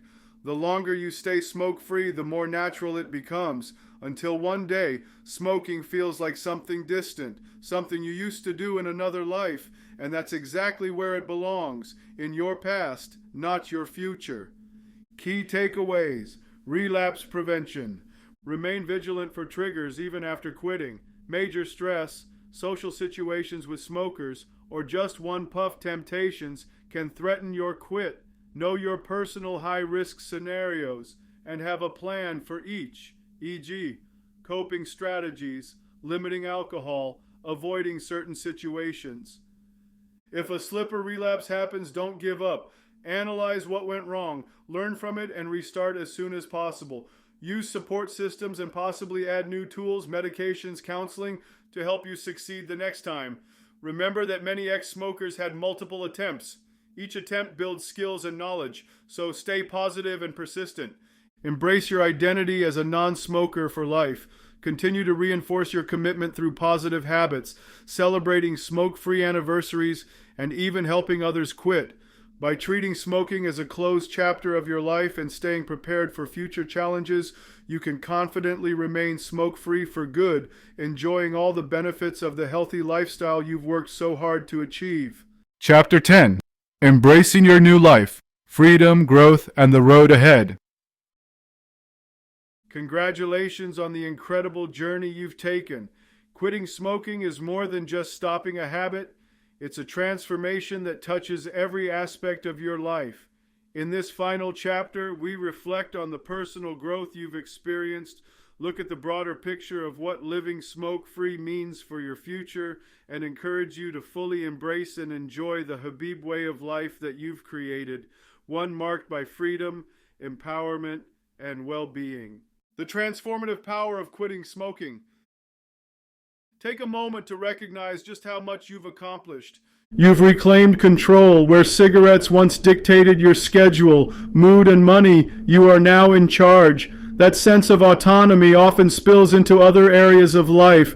Perhaps you feel more confident making decisions or tackling challenges because you overcame one of the toughest addictions there is. You prove to yourself that you run your life, not a substance. That is incredibly empowering. Improved self-esteem and identity.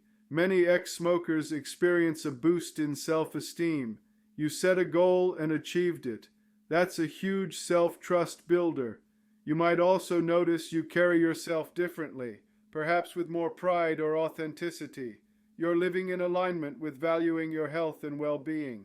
You've shed an identity that may have felt conflicted or unhealthy, and embraced one that reflects your values and hopes for the future. Emotional resilience. Through quitting, you've learned to cope with stress and emotions in healthier ways. This resilience is a skill for life.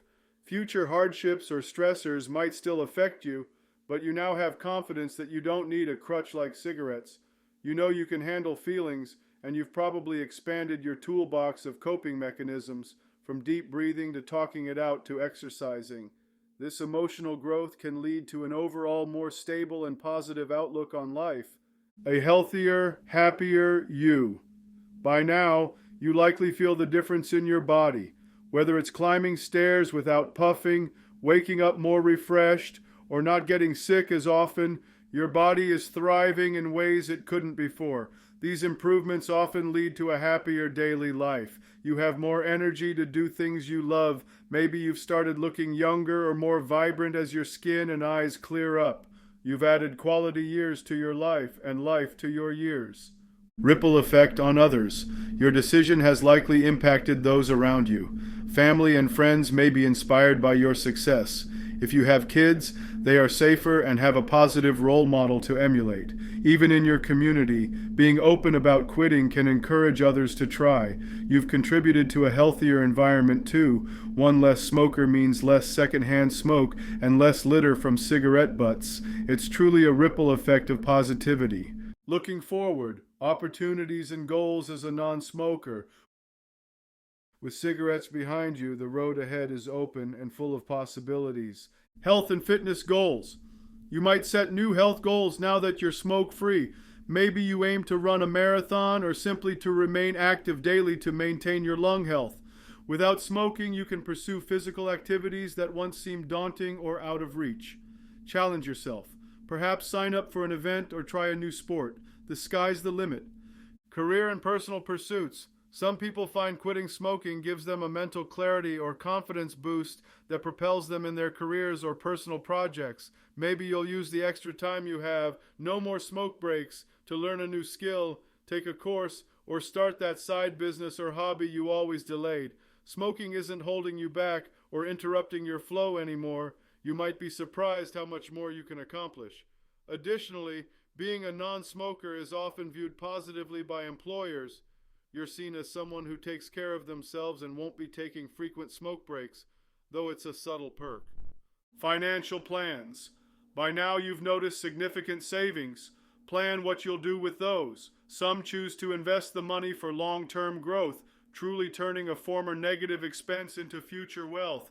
Others use it for experiences like travel. Knowing that each year of not smoking could save you thousands, maybe you can plan a special trip every couple of years funded purely by your Quit Smoking Fund. That's a fantastic way to celebrate your ongoing success. Being a mentor or advocate. If it interests you, you could turn your experience into helping others. Perhaps you become that go-to person when someone in your circle wants to quit. You can share the Habib Way book or your own notes with them. Some even volunteer in smoking cessation programs or speak at events to encourage quitting. Turning your struggle and victory into service for others can be deeply fulfilling and cements your commitment to never go back. Continued personal growth. The journey of self-improvement doesn't stop at quitting smoking. You might find the discipline and self-awareness you gained can be applied to other changes you want to make, be it improving your diet, reducing alcohol, working on time management, or fostering better relationships. Often quitting smoking is the catalyst for an overall life reboot towards positivity and health.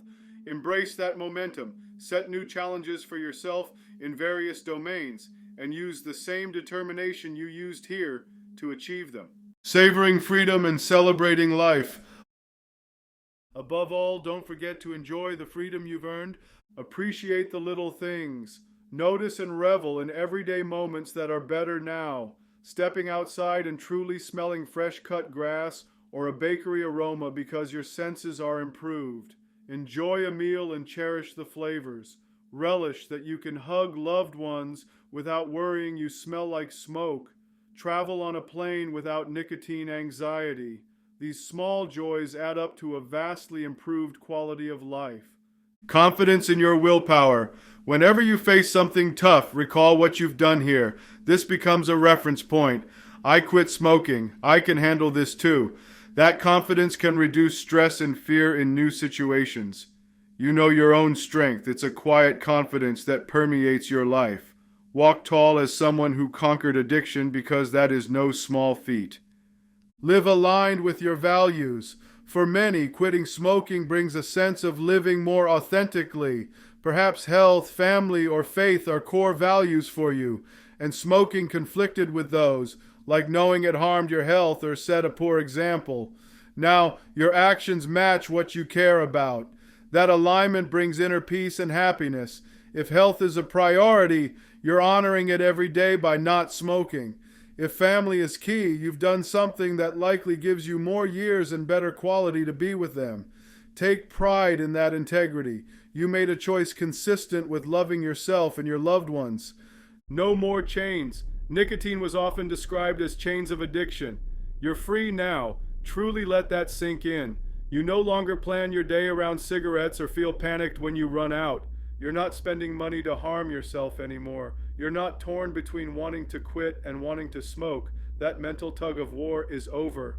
What will you do with this freedom? Anything you want. Maybe you'll find you have more mental space and time to be present and mindful in life's moments now that you're not constantly thinking about the next cigarette. That presence is a gift. You can engage more deeply in conversations, work, or leisure because part of your brain isn't distracted by nicotine needs.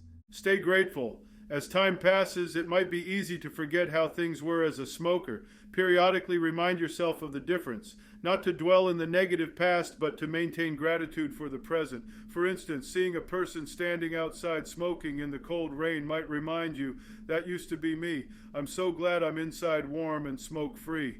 Some ex-smokers keep an old item, like a saved unopened pack or a lighter, tucked away, not for temptation, but as a symbol.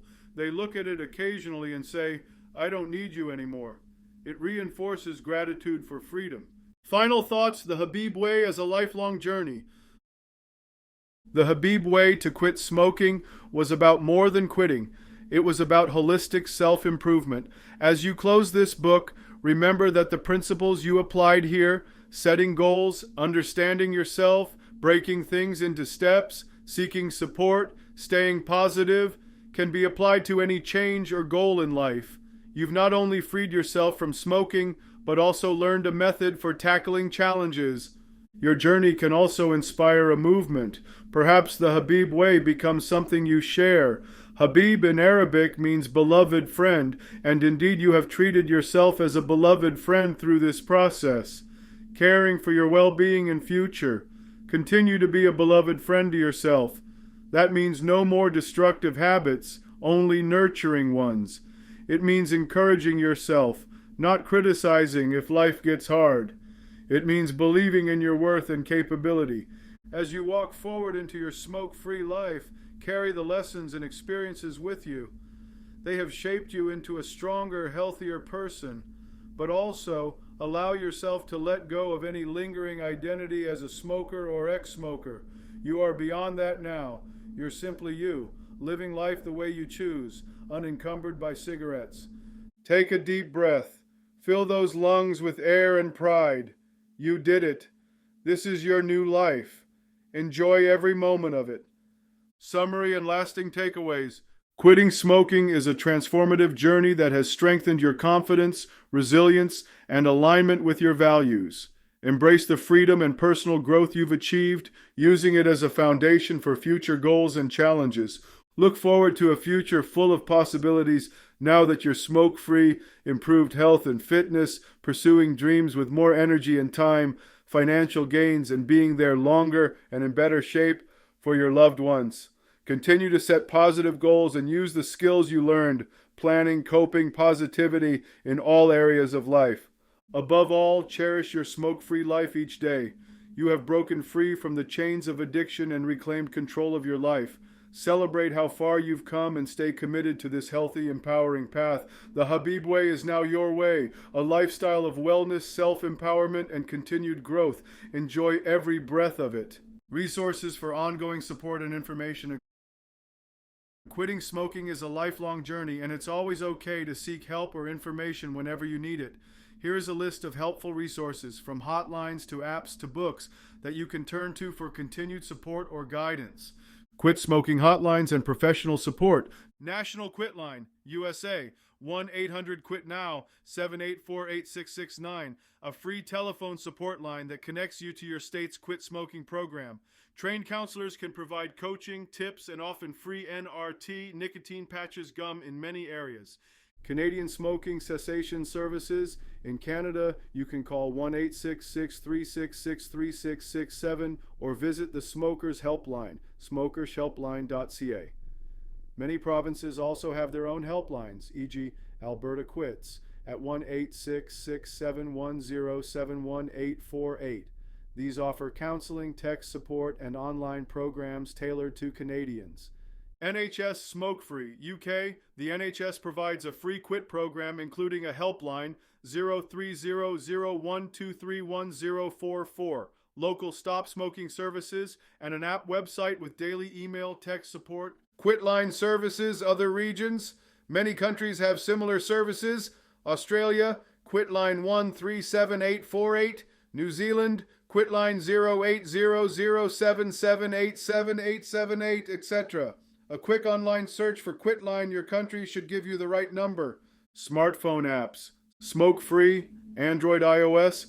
A popular app that tracks your progress, money saved, health improvements, offers daily missions and tips, and even has community and expert advice features. Its evidence-based techniques and craving log can help you identify patterns and stay motivated. Quit Now, Android, iOS, uses a gamified approach with achievement badges for milestones and has a community chat for support. Quit Start, Android, iOS, developed by smokefree.gov, tailored for younger smokers but useful for all. It gives tips based on your input, tracks progress, and provides distractions and challenges. Quit, Android, iOS, a gamified app with a playful design. It turns quitting into a game where you climb levels and unlock achievements. Customized text programs. If you prefer text messages, programs like Smoke Free TXT, text QUIT to 47848 in the US, send encouraging texts and allow you to text keywords for immediate tips, e.g. text crave for a coping tip. Online communities and forums. Reddit/r/Stop Smoking, an active forum where thousands of users share their day counts, struggles, and successes daily. It's a very encouraging space. You can post and get support, or just read to feel less alone.